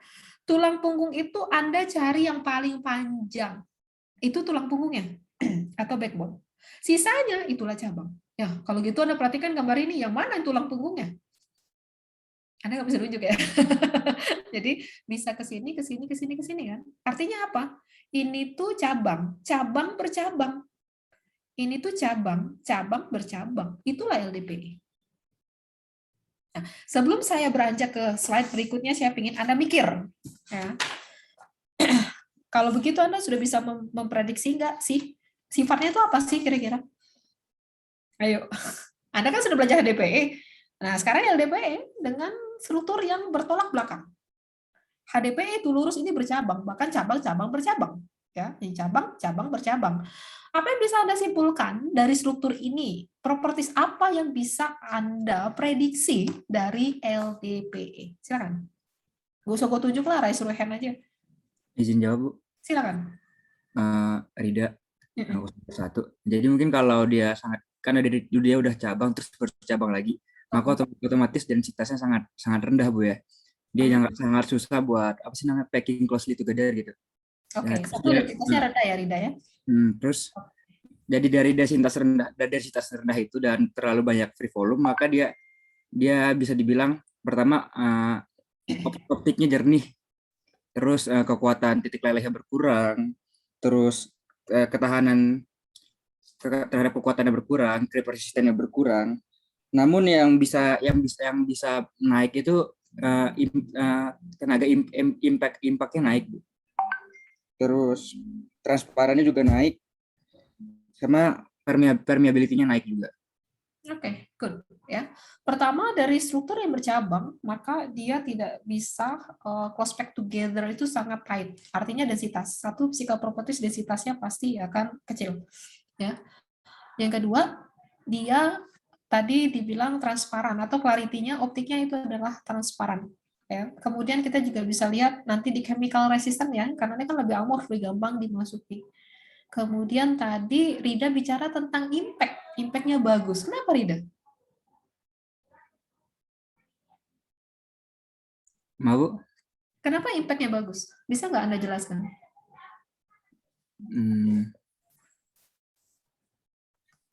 Saya kurang tahu juga kenapa efek bagus, cuma saya baca di Brainstorm. Oke, ya. Jawaban Anda itu benar semua, ya. Nah, jadi bayangin ya, sekarang Anda di semester 5, ini sudah mulai bisa pelan-pelan nih. Anda lihat struktur, Anda sudah mulai bisa memprediksi sifat. Itu yang saya harapkan sebenarnya. Nggak usah dihafalin. Anda lihat, lu perhatikan, habis itu logikanya pakai dong. Gitu. Jadi kalau Anda ujian, ya nggak hafalan gitu loh ya, ditanyain apapun Anda bisa, studi kasusnya apapun. Jadi kalau kita lihat, ini efek dari pemrosesan. Dari efek pemrosesan, dia menghasilkan rantai yang cabang bahkan bercabang dan cukup panjang.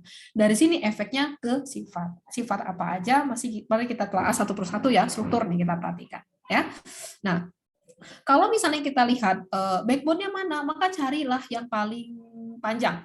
Ya, rantainya itu dan sisanya itu adalah cabang per cabang. Ini cabang kemudian bercabang ya. Kalau misalnya apa namanya Anda lihat nanti seperti ini bisa cabang segala macam ya, bisa Anda tulis sendiri.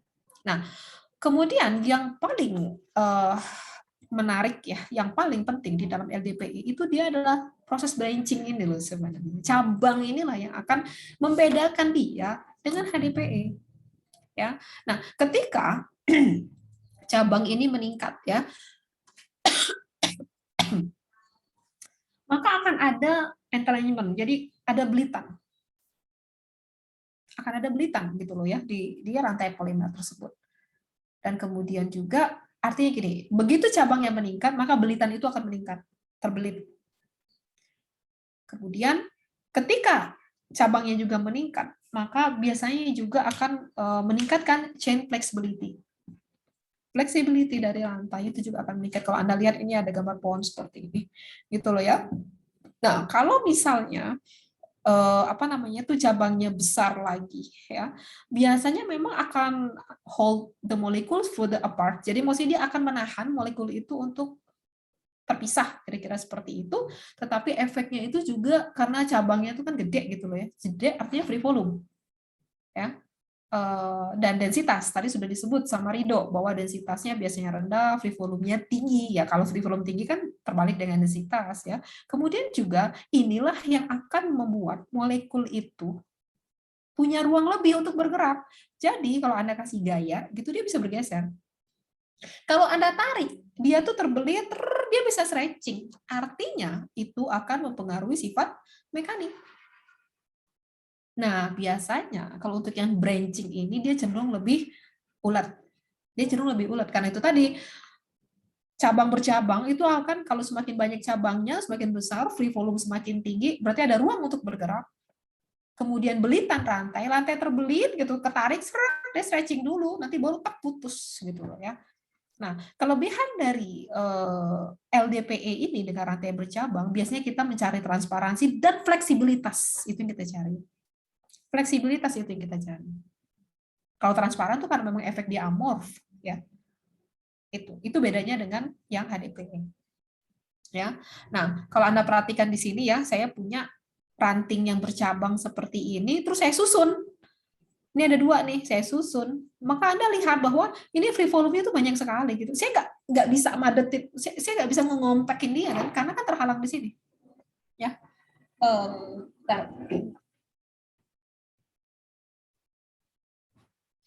Kalau misalnya saya lihatin ini ya, saya sudah siapkan ini bunga.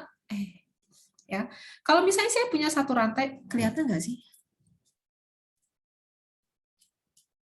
Terlihat. Lihat ya? Bu. Nih, saya punya satu ini, satu branching nih, ya. Bercabang gitu ini terus bercabang. Nah, kalau saya mau susun, ya, ya, ini tuh dia begini, misalnya malahan begini gitu ya. Itu tuh akan free volume itu akan gede sekali. Susah sekali saya akan maksa begini tuh saya nggak bisa. Yang paling bisa tuh gini, interbelit nih. Dia begini. Ada belitan di sini. Ya, kalau saya tarik, belitan ini kan masih makanya dia bisa stretching, truk gitu. Baru akhirnya nanti dia putus. Nah, biasanya selain transparansi yang dikejar itu adalah keuletan kalau untuk yang LDPE. Jadi kalau Anda memaksa untuk mengkomplekkan dia, itu nggak bisa.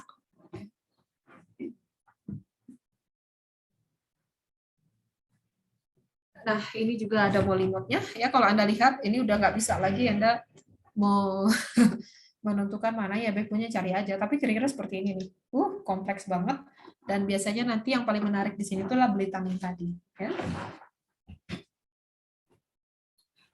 Oke, seperti itu.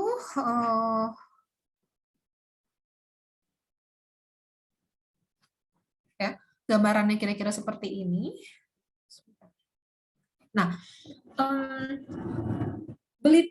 cabang tadilah yang membuat polietilen ini susah dia memang untuk membuat dia compact, deket banget gitu loh ya, dan membentuk suatu struktur yang kristalin karena terhalang dia sebenarnya ya. Jadi ya udah, karena dia bercabang ya bawaannya dia free volume-nya tinggi, tapi free volume tinggi itu dia membuat gerang untuk bergerak. Itu alasannya nanti kenapa impact-nya tinggi ya, karena begitu dikasih beban tiba-tiba dia menyerapnya itu tidak membuat dia patah, menyerap untuk bergeraknya karena free volume-nya tinggi, dia bisa bergerak jauh gitu loh.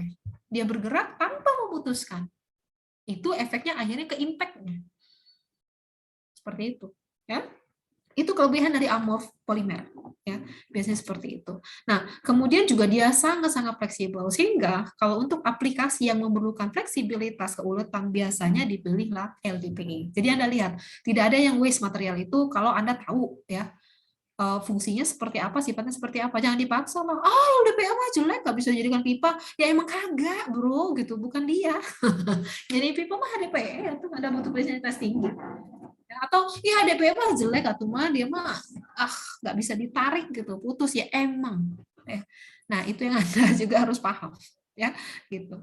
Nah kalau kita bicara tentang processability ya, kalau golongan PE itu masih sama ya, HDPE, LDPE termasuk yang gampang ya, gampang untuk kelas polietilen termasuknya gampang lah kalau LDPE. Ya, dan kadang-kadang memang karena dia gampang ini kadang-kadang dia di blending dengan LLDPE atau HDPE untuk meningkatkan processability. Jadi kalau misalnya kadang-kadang menggunakan HDPE termasuk yang gampang juga ya, HDPE, tapi kalau dengan kristalinitas tinggi ya itu agak susah karena kan meltingnya, viskositasnya kan kita lari ke sana. Nah untuk memudahkan itu kadang-kadang dicampur sama LDPE, di blending sehingga memudahkan proses ya. Ini Anda belajar nanti itu di pemrosesan polimer ya. Nah jadi karena kemudahannya itu dia suka ditambah-tambahin kepada PE yang lain untuk meningkatkan processability termasuk kepada HDPE ya itu. Dan kemudian juga LDPE ini mengandung LCB itu adalah long chain branch ya, jadi memang cabang, dan cabang yang mengandung tuh memang jutaan lah bahkan ya karbon. Dan dari sinilah cabangnya bercabang inilah biasanya yang fenomena yang ditemukan di LDPE. Jadi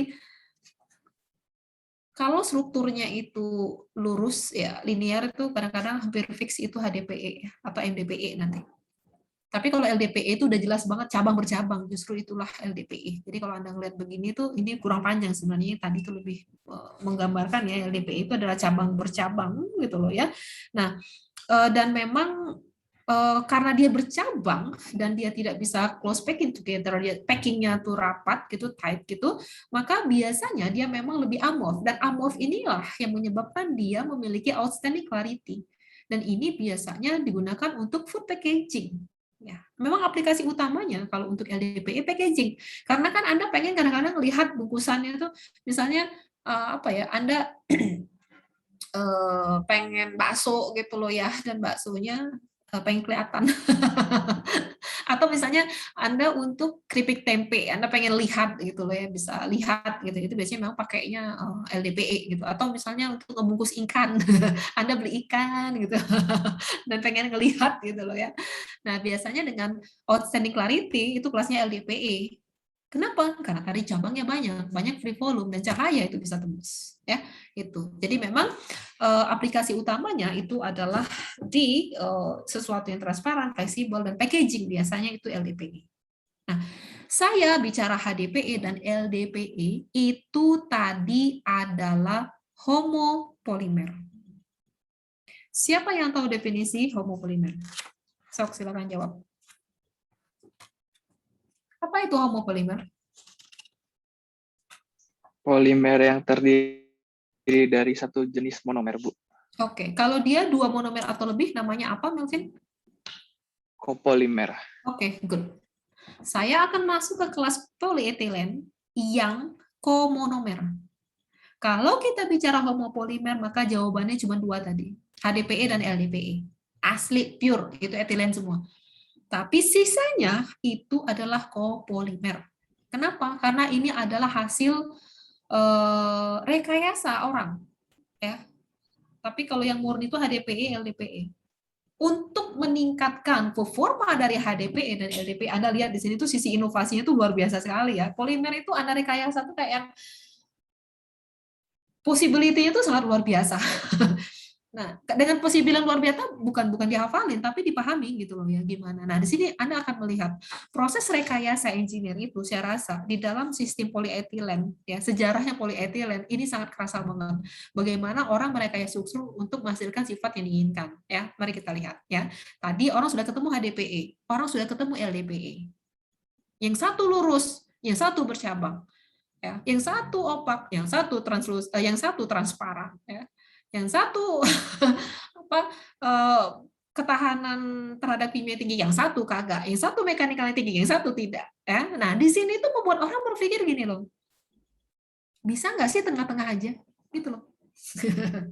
Kebayang nggak Anda kalau Anda di posisi engineer yang R&D gitu, bisa nggak sih gue tuh menciptakan suatu polimer yang tengah-tengah aja gitu loh. Nah, Anda akan melihat bahwa di dalam kelasnya polimer, ya, urutan sejarah terjadinya polimer-polimer baru berdasarkan hal yang seperti ini. Ini rekam jejaknya gitu ya. Yang sangat ekstrim, satu sangat lurus, satu sangat bercabang. Gue mau yang tengah-tengah. Gimana cara merekayasanya? Cara merekayasanya kalau Anda belajar di KIPOL, salah satunya itu dengan melakukan kopolimerisasi. Makanya dikenal kelas etilen kopolimer. Ya. Jadi saya di sini tuh pengen menggambarkan kepada Anda gimana proses orang merekayasa sebenarnya, struktur ke sifat. Ya, dan di dalam polietilen ini kental sekali proses rekayasanya, ya, gitu. Nah, kalau kita lihat di sini, coba Anda perhatikan, yang homopolimer itu cuman ini dan ini, tuh, LDPE dan HDPE, sisanya dari kelas etilen enggak. Mau LDPE, LDPE, bla bla bla bla, panjang, ada Eva, ada Emma, kayak nama cewek ya, iya, Eva, Emma, ya.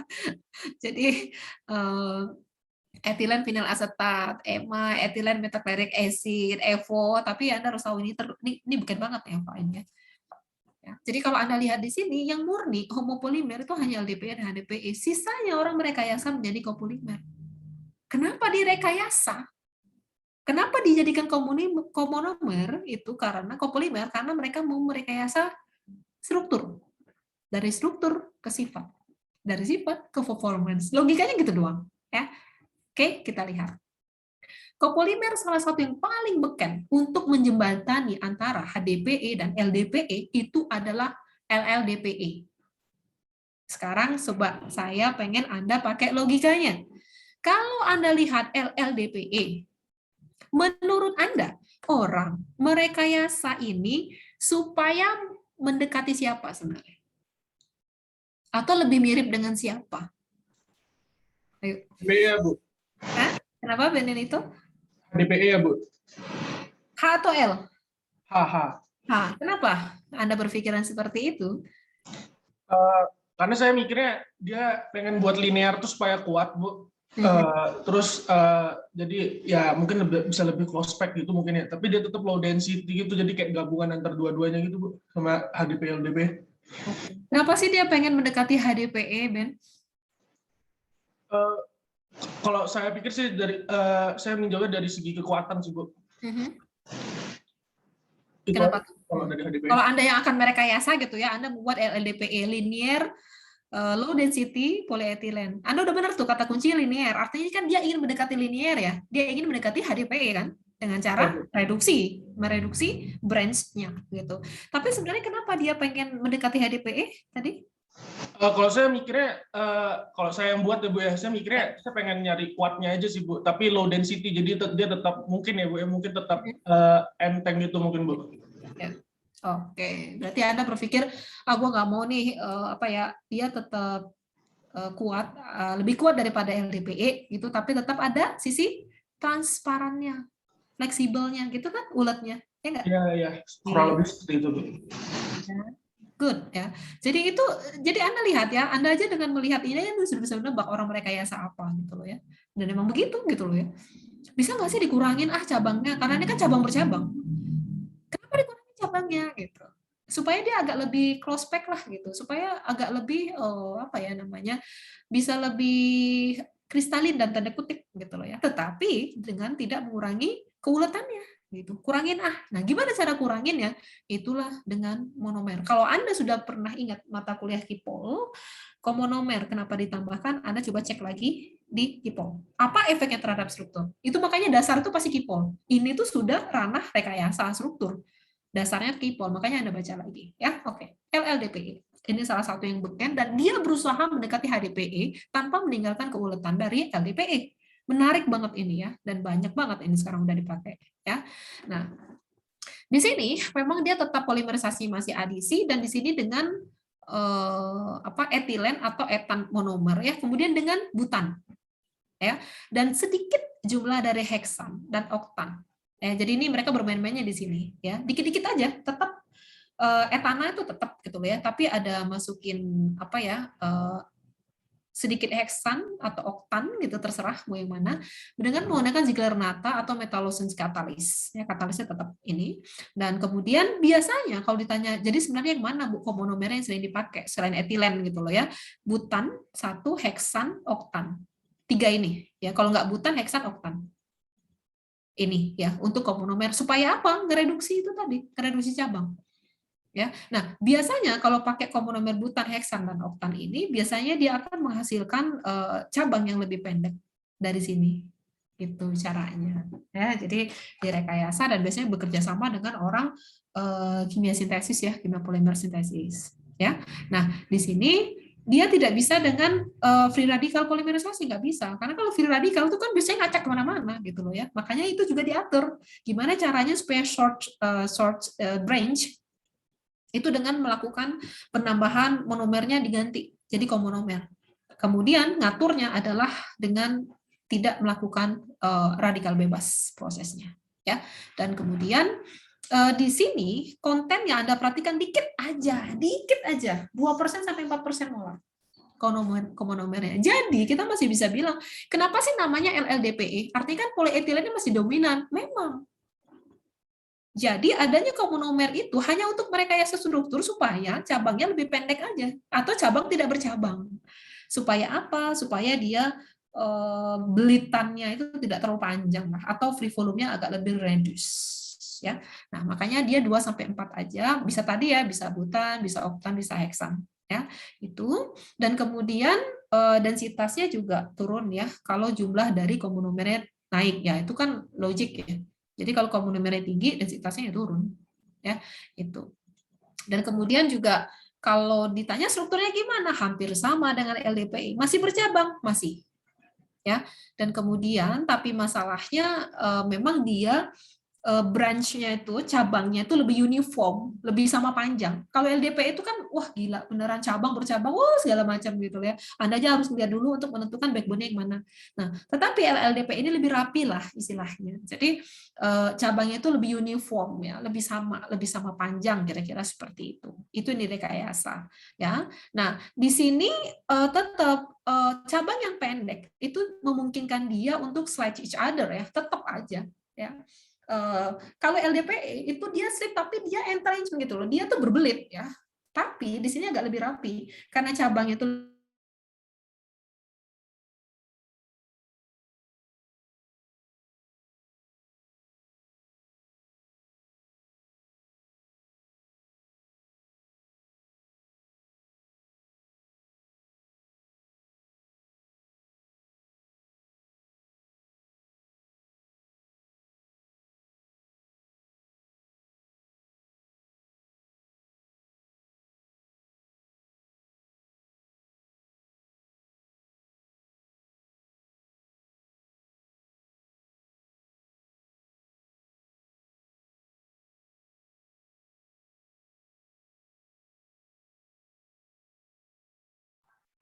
Mungkin ditunggu dulu ya.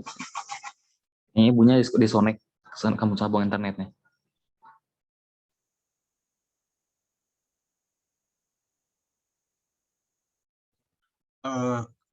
Kak Reza mau nanya, Kak? Ya. Ini recordingnya nanti, udah ada Bu Maria. Silakan. Oh, internetnya mati, terus internet cadangan juga mati, jadi habis. Oke ya, sampai mana ya tadi? Sampai nggak ada itu Bu, apa namanya yang beli betul itu tuh entitlement-nya nggak sampai entitlement kalau nggak salah Bu. Oke, saya share lagi ya, berarti yang ini harusnya. Ya, oke, saya lanjutkan sedikit ya. Jadi di sini ini ya, sampai sini ya rasanya ya. Jadi memang di sini pengaturan rantai yang lebih pendek dan lebih uniform gitu loh ya, sama. Maka ini akan membuat dia bisa slip tapi tanpa dia terbelit. Karena kalau LDPE dia terbelit, ribet gitu loh ya. Nah, di sini itu tetap dia mempertahankan supaya dia bisa slip each other, tetapi tanpa belitan. Gitulah kira-kira ya. Transparansinya tetap terjaga. Jadi kalau misalnya kita lihat di sini, ini adalah LDPE ya. Anda lihat cabang bercabang. Nah, maka LDPE itu gini, tetap bercabang nggak? Tetap, tapi Anda lihat cabang ini lebih uniform lah. Kira-kira penggambarannya seperti ini lah ya.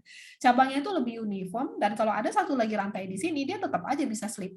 Tapi tidak terbelitnya parah seperti LDPE ya gitu. Nah, jadi kalau kita lihat nanti apa efeknya kepada sifat dari struktur, maka ini relatif terhadap LDPE ya. Ingat, kita kalau membandingkan terhadap sesuatu, dan LDPE ini dibandingkannya bukan ke HDPE tapi ke LDPE karena ini adalah pengurangan branch atau cabang dari LDPE ya. Sehingga relatif terhadap LDPE maka mechanical properties itu akan lebih improve. Kemudian juga biasanya digunakan untuk blown film dan cast film ya, dan biasanya untuk packaging. Kalau Anda lihat packaging itu lebih translucent ya. Kalau LDPE itu transparan. Kalau ini tuh kalau Anda lihat ada packaging lebih translucent. Nah, itu dia. Dan biasanya dia bisa untuk makanan yang lebih panas gitu loh ya. Nah, itu LDPE. Dan hampir banyak yang beredar itu sekarang LDPE, sudah improve dari LDPE. Ya, itu. Dan kemudian untuk hari ini memang LDPE itu lebih banyak digunakan dibandingkan dengan LDPE sebagai sebagai packaging yang memang membutuhkan sifat mekanik yang lebih tinggi, yang lebih improve dibandingkan LDPE, atau misalnya yang lebih tinggi lah speknya dibandingkan sama packaging yang LDPE ya. Rata-rata biasanya packaging yang oke itu LDPE. Kenapa? Sebenarnya sifat mekaniknya tuh lebih bagus dibandingkan sama LDPE ya. Biasanya dia memang lebih translucent ya, lebih opak dikit gitu dibandingkan sama LDPE. Kalau LDPE itu transparan banget biasanya ya. Nah, kemudian efek dari dia itu memang panjang dari cabangnya berkurang, maka pengaruhnya seperti tadi clarity ya, translucent ya. Jadi dia memang tidak setransparan ya, tidak sejernih LDPE ya, tetapi dia lebih agak translucent lah gitu. Tapi masih bisa lah Anda ngelihatnya gitu, cuman agak samar-samar gitu. Ya. Nah, kalau kita lihat dari propertiesnya, biasanya memang dia masih fleksibel, high impact, translucent, kemudian juga terhadap chemical resistance-nya juga lebih oke, kemudian juga barrier propertiesnya juga lebih oke, stress crack-nya juga impact-nya juga lebih oke. Ingat saya bandingkan terhadap LDPE. Ya, itu. Dan biasanya memang aplikasi umum masih tetap packaging ya, kalau kita bisa bilang LDPE, tapi biasanya agak lebih broad dia, misalnya untuk stretch film gitu ya, untuk garment packaging ini untuk kayak baju gitu loh. Kalau Anda lihat kan suka di cover, nah itu kadang-kadang tuh pakai LDPE, karena kan Anda lihat ya cover baju itu apa namanya? Ya cover baju ya. Misalnya kayak jas atau apa kan biasanya di cover tuh, itu kan dia memang tidak transparan kan, translucent kan, gitu. Nah itu biasanya itu adalah LDPE. Itu. Dan kemudian satu lagi ya yang akan saya bahas di sini sedikit lagi, ini nggak apa-apa ya, saya lanjutin masih ada 5 menit. Nah, kalau untuk tadi itu adalah improve Improve dari LDPE. Kalau untuk improve dari HDPE, maka ada namanya MDPE, medium high density polyethylene, ya. Dan di sini kalau misalnya Anda menjadi orang yang mau merekayasa, apa yang mau Anda rekayasa sih? MDPE ini mau dapetin apa Anda? Ayo. Kalau tadi LDPE Anda pengen apa ya, supaya rantainya lebih pendek dan lebih mendekati ke HDPE gitu loh ya. Nah, kalau ini kurang volume kalau tadi. Kalau ini MDPE diciptakan buat apa? Ayo. Apa logika terciptanya MDPE? Ayo. Dipanjangin cabangnya bukan, Bu? Kenapa, Nata? Dipanjangin atau dibanyakin cabangnya? Kenapa mau dipanjangin? Yang saya paling kepikiran pertama biar mirip sama LDPE jadi lebih fleksibel dibandingin kalau HDPE kan dia lebih rigid. Jadi dibikin lebih fleksibel biar mendekati LDPE tapi kekuatannya masih sama kayak HDPE. Oh, gitu. Jadi panjangin dikit aja gitu loh ya. Ya, Bu. Ya. Oke, kita lihat ya. Nah, di sini kalau kita lihat struktur maka hampir sama ya. MDPE itu kayak hampir sense-nya kayak LDPE. Ini kopolimer juga ya, kopolimer ya. Nah, tetapi komonomernya itu lebih sedikit lagi dibandingkan LDPE. Ya, dan densitasnya segini ya, biasanya memang untuk pipa juga ya, tapi memang benar kata Nata, dia itu memang mau sedikit memperpanjang aja cabangnya gitu loh, cabangnya gitu ya, supaya nggak separah HDPE gitu loh ya, dan itu dengan masih bermain dengan komonomer, cuman komonomernya dibandingkan sama LDPE itu lebih rendah lagi ya, itu. Nah, kalau kita lihat perbandingannya seperti ini. Pertama yang tercipta itu adalah HDPE. HDPE itu adalah linear dengan cabang yang sangat pendek. Yang kedua tercipta itu adalah LDPE. Dia yang panjang cabang bercabang, ya, low density. Ini ekstrim atas, ekstrim bawah. Tetapi orang materials engineer pengen merekayasa. Gue mau ngimprove LDPE, maka terciptalah LLDPE, atau mau ngimprove HDPE itu adalah MDPE. Nah, kalau kita bicara MDPE dan LLDPE, maka dia kayak hampir sama ya. Dia cabangnya itu lebih homogen. Kalau LLDPE dibandingkan sama LDPE, cabangnya lebih homogen. Kalau MDPE dibandingkan sama HDPE, maka cabangnya agak sedikit lebih panjang dan banyak, itu aja. Tapi dua-dua ini direkayasa dengan komonomer. Ya, itu. Dan kira-kira untuk hari ini seperti ini. Terima kasih. Oke, pas banget jam 10. Anda mau kuliah ya? Atau mau kasih saya kesempatan buat bertanya? Kuliah untuk polyethylene 1 selesai. Minggu depan kita masuk ke polyethylene 2, dan ini agak lebih advance ya sebenarnya. Kita belajar ultra high molecular weight polyethylene, agak berbeda sedikit dari sini karena itu tidak terlalu komersil gitu loh ya. Apakah ada pertanyaan? Silakan. Permisi Bu, izin bertanya. Silakan Syaraf. Izin bertanya Bu, untuk yang MDPE sama LLDPE itu yang menginisiasi pembuatan dua produk itu apa ya Bu? Kira-kira dari sejarahnya itu, Bu? Apakah ada Bu? Atau cuman ingin menemukan yang di tengah-tengah aja Bu? Oh, enggak. Sebenarnya kebutuhan akan produk tertentu sebenarnya, ya. Ada beberapa produk yang memang kebutuhan pasar sebenarnya, demand-nya gitu loh ya. Ada kebutuhan pasar dan kemudian mereka berpikir bahwa kalau LDPE aja tuh nggak mungkin, atau HDPE aja nggak mungkin, ini harus direkayasa nih sedikit gitu loh ya. Dan akhirnya itulah yang terjadi. Kalau secara general kira-kira gitu. Kalau secara sejarahnya Anda bisa baca di tentang polyethylene history, itu ada lengkap banget ya di sana. Tapi gini, munculnya ini karena kebutuhan sebenarnya. Karena begitu ya, masyarakat minta apa nih, dan kemudian itulah yang membuat butuh ini. Nah, makanya direkayasa. Bukan karena gue mau bikin pertama strukturnya gini-gini, enggak. Jadi lebih kepada kebutuhan itu apa. Karena kan teknologi nih ya, teknologi bisa nggak diimprove, ini seperti itu. Dan akhirnya kalau kita ngimprove, kalau kita merekayasa, maka pendidikan kita adalah struktur. Dan di sini tuh kalau saya ngeliat polyethylene ini adalah, kalau untuk ngajarin mahasiswa ya, ini tuh yang paling real banget tentang proses rekayasa dalam dunia science and engineering. Bener-bener real. Science dan engineering itu di dalam material, science and engineering tuh nggak bisa dipisahkan gitu loh. Lo tahu ya science, lo tahu why-nya, lo tahu how-nya, atau lo tahu how-nya, lo tahu why-nya gitu loh ya. Dan itu saling terkait, dan inilah yang terjadi di polyethylene. Dan itu bertahap. Anda lihat bahwa penemuan inovasi itu bertahap dan mikir. Karena ada permasalahan di industri, ada permasalahan di masyarakat, dan itu dijawab. Dijawabnya gimana? Dengan struktur sifat yang ada di triangle material science engineering. Kira-kira seperti itu, Sharon. Anda bisa baca detailnya nanti di sejarahnya Pulitzer itu banyak banget ya, kenapa ini timbul, kenapa segala macam. Nah, tadi saya merangkumkan untuk yang 4 ini karena ada urutannya sebenarnya kenapa itu terjadi. Jadi logik ya di engineering itu enaknya tuh terstruktur logik gitu kalau saya lihat. Jadi harusnya sih nggak dihafalin tapi dipahami. Gitu, Sharon. Baik Bu, terima kasih Bu sangat menjawab. Ya, oke, saya rasa mungkin untuk hari ini cukup sekian dulu karena Anda juga mau kuliah. Sampai ketemu insya Allah di hari Jumat. Jaga kesehatannya. Selamat pagi. Assalamualaikum warahmatullahi wabarakatuh. Terima kasih atas kesabarannya. Waalaikumsalam. Terima kasih, Bu. Tanya, Bu. Terima kasih, Bu. Melvin mau nanya. Sok, Melvin, kamu ada kuliah? Nggak? Saya sih nggak ada, Bu, tapi nggak Ya tahu udah, yang kalau lain. kamu nggak ada, nggak apa-apa kamu nanya. Kalau yang lain ada kuliah, boleh keluar duluan. Kenapa, Melvin? Oh iya, Bu, saya mau nanya. Sebenarnya agak simpel, mungkin terkesan bodoh sih, Bu, pertanyaannya. Oh, nggak ada pertanyaan bodoh. That is the most question. Saya tadi nonton video yang LDPE itu, Bu. Terus dari pengamatan saya, HDPE-nya itu lebih tidak opak dibanding MDPE-nya, Bu. Yeah. Nah, itu kenapa ya, Bu? Kayak HDPE-nya agak lebih transparan gitu. Padahal tadi Ibu bilang HDPE kan pasti opak. Jadi kayak, apakah itu contoh HDPE yang transparan? Apa gimana gitu? Ya.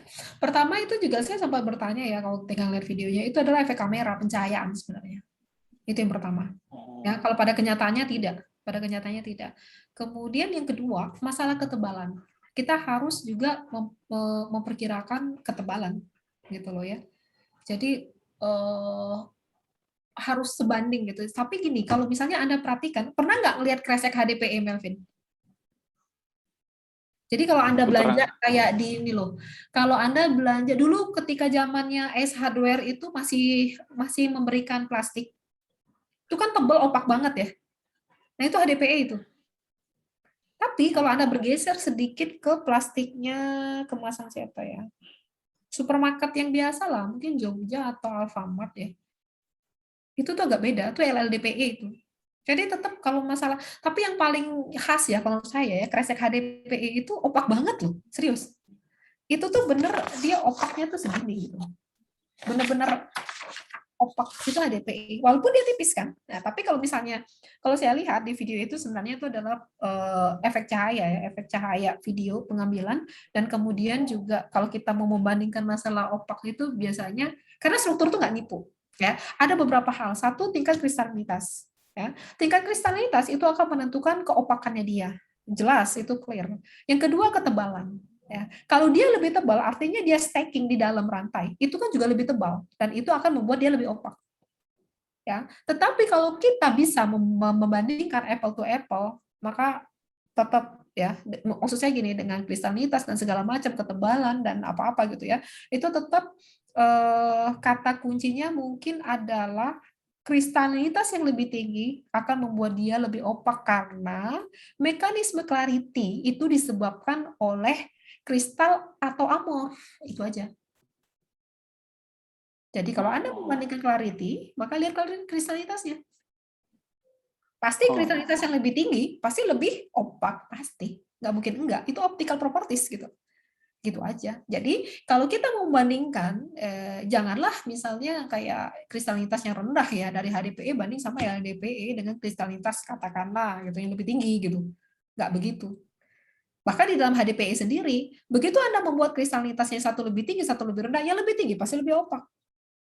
Gitu. Karena pangkal masalah mekanisme dari clarity itu adalah bagian yang kristalin dan bagian yang amorf, dan ketebalan ya bulknya dia itu akan mempengaruhi, karena semakin tebal dia stacking yang kristalin kan lebih banyak, ya udah lebih opak, kira-kira seperti itu. Oh oke, baik Bu, terjawab. Clear ya? Clear. Kasih Bu. Harus tahu kata kunci, jadi sistemnya harus tahu gitu loh ya, jadi kayak enggak, pokoknya harus ADP harus lebih tinggi, enggak begitu. Kita melihatnya mekanisme dulu. Mekanisme terjadinya clarity apa? Adanya daerah amorf dan kristalin. Ya udah, berarti itulah parameternya gitu. Jadi apa ya? Kalau kita bicara polimer tuh range-nya tuh lebar gitu loh ya. Maksudnya tuh segala kemungkinan tuh ada. Makanya harus tahu kunci-kuncinya. Kata kuncinya itu apa. Dan yang Anda ketahui kalau misalnya Anda mau punya pertanyaan itu adalah root-nya apa, akarnya apa.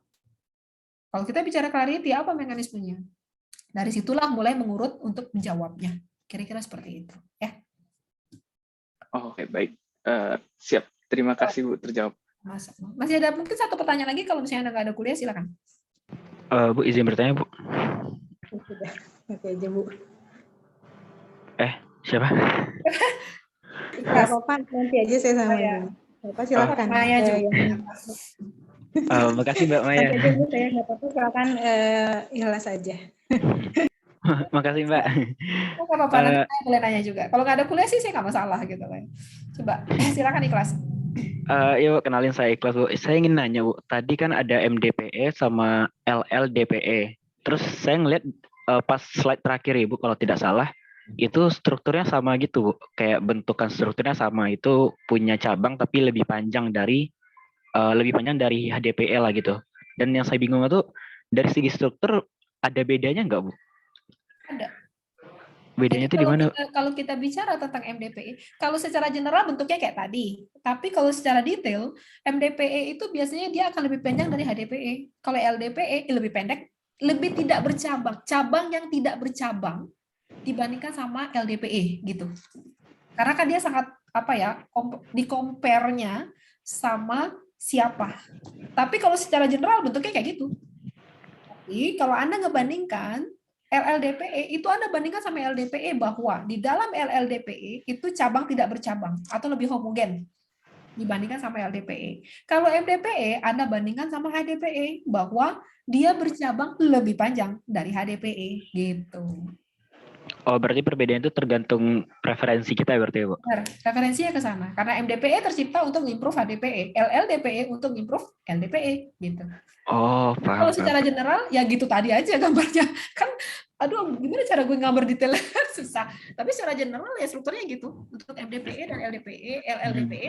Tapi nanti Anda ngebandinginnya sama dia mau improve siapa gitu loh. Oh, berarti itu termasuk untuk apa ya, Bu? Yang propertiesnya juga bakalan kayak itu juga ya berarti ya, Bu? Ya. Oke, Bu. Oh ya, Bu, satu lagi, Bu. Pengen nanya, ini rekaman kelas bakalan di-share nggak, Bu? Asisten. Ini di laptopnya asisten. Anda minta yang sopan sama asisten. Oh, oke, Bu. Oke, Bu. Oke, Bu. Nanti biar tanya sama Mas Novan aja deh. Oke, Bu. Makasih ya, Bu. Mai, silakan, Mai. Ya, Bu. Terima kasih. Bu, saya penasaran dengan cara tadi merekayasa ya, Bu ya, rekayasa di materialnya. Tadi kan seperti contohnya LLDPE saja. Tadi direkayasa. Polimernya kan sama, dia itu polimerisasi adisi, tapi tadi komonomernya dia hanya tunggal, 1 heksan, 1 butan, dan 1 oktan. Nah, Bu, ketika kita merekayasa tadi, itu kira-kira gimana ya, kita menentukan, oh ini tuh hanya 1 atau 2, kemudian ketika pada saat proses polimerisasinya sendiri, ketika kita menentukan apakah dia grafting polimer ataukah dia blok ataukah seperti itu, gimana Bu? Cara kita memastikannya itu seperti apa ya Bu? Oke. Nah kalau di sini itulah yang namanya kerjasama.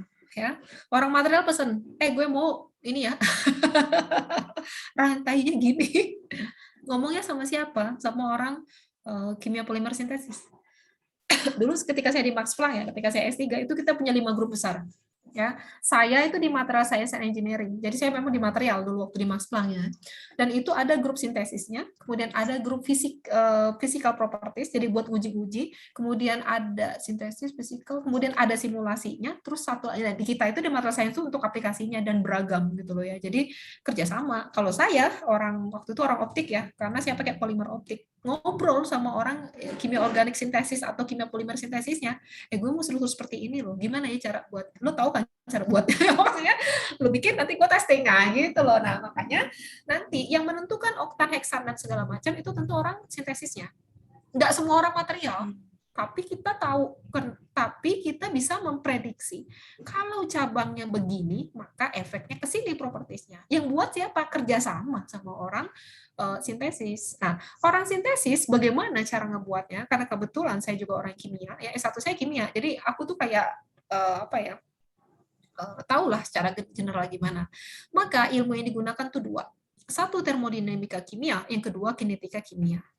Termodinamika pertama cek dulu delta G-nya 0 enggak? Kan gitu ya, kalau Anda belajar ya di termo. Energi Gibbs-nya tercapai enggak? Begitu enggak tercapai, sampai kiamat, reaksinya enggak terjadi. Kalau Anda bermain delta G sama dengan delta H min T delta S, rekayasa di sana. Kondisikan apakah delta S-nya, apakah T-nya, atau delta H-nya yang membuat delta G-nya itu negatif. Itu yang pertama. Ketika secara termodinamika itu sudah tercapai, ini karena Maya kan orang kimia juga ya, makanya aku bicara gini. Yang kedua, lari ke kinetika. Begitu sudah delta G-nya sama dengan 0, maka bermain di 4 parameter yang ada di kinetika. Apa aja itu, Mai? Masih ingat nggak? Maaf, Bu, putus-putus jaringan di saya. Oh ya, oke. Nah, Halo? di dalam kinetika, kalau Iya. kita ingin terjadinya suatu reaksi, yang kita permainkan itu adalah tekanan, temperatur, konsentrasi, katalis, gitu bukan? Temperatur. Iya. Tekanan, ya kan? Konsentrasi, ini pelajaran SMA nih ya. Berat molekul. Makanya itu dimainin. Makanya yang dimainin Iya. sama mereka itu adalah tekanan. Bahkan HDP, LDP aja udah beda. Tekanan, temperatur, konsentrasi. Konsentrasi siapa? Konsentrasi komonomer. Makanya tadi 2-4% aja. Nah, gimana cara dia memprediksi? Apakah ini oktan heksan atau misalnya tadi butan? Itu dari termodinamikanya. Dari yang delta S-nya. T delta S. Atau dari delta H-nya. Karena kan supaya minus kan itu yang minus kan. Delta S-nya, entropinya. Nah, itu akan dihitung secara kalkulatif. Itu ada angka yang keluar. Nah, disitulah mereka bisa memprediksi ini jadi nih nanti gue mainin ini atau kalau supaya cepat gue katalis apa segala macam. Jadi memang kalau sudah ke detail dalam sintesis, maka itu urusan orang dari kimia sintesis. Tetapi bukan berarti orang material nggak tahu caranya. Caranya kayak gitu, karena apa? Di material kan belajar termodinamika dan kinetika. Makanya di situ sebenarnya. Jadi bisa diskusi sama mereka. Tapi kalau ranah kita itu adalah, gue pengen strukturnya gini, terus lu bisa nggak bikinin gitu loh ya. Gitu, kira-kira. Jadi nggak semua kita yang nanganin, enggak lah.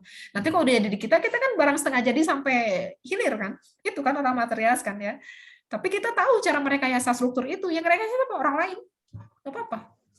Tapi bukan berarti kita nggak tahu caranya, kita tahu gitu. Tapi detail tuh masih spesialisasi gitu. Kira-kira gitu, Mai. Ya, Bu. Ya, terima kasih, Bu, penjelasannya. Ya. Nah, disinilah Anda tahu bahwa terjadinya suatu inovasi itu kerjasama, nggak mungkin sendirian. Kita harus berteman dengan banyak orang, berteman dengan yang menurut kita, wah ini bisa nih membuat produk ini terwujud. Jadi nggak sendiri harusnya. Tetapi kita harus expert di bidang kita material dalam proses rekayasa. Tadi bermainnya di struktur sifat. Apakah kita juga yang sintetis? Enggak. Tapi kita tahu target. Target kita tuh rantainya begini loh. Nah, ngomong sama orang sintesis, nanti dia tahu juga gitu. Walaupun kita kalau dia terangin kita juga tahu sebenarnya secara general, tapi detail ya mereka lah. Kenapa pakai tahap itu Karvonikov. Oh, banyak lah ya nama-nama organik itu ya, Mai ya. Kalau orang namanya reaksi ini, reaksi itu, gue juga belajar dulu. Tapi itu kan ranah mereka. Ranah kita adalah merekayasa setengah jadi sampai hilir. Kira-kira seperti itu. Ya. Mungkin segitu dulu mungkin dari saya ya, nanti kepanjangan karena kuliah kita udah selesai. Kalau ada pertanyaan ditahan dulu aja, nanti sampai ketemu insya Allah di hari Jumat. Selamat pagi. Assalamualaikum warahmatullahi wabarakatuh. Saya pamit. Waalaikumsalam. Terima kasih banyak, Bu. Terima kasih, Bu. Terima kasih, Bu.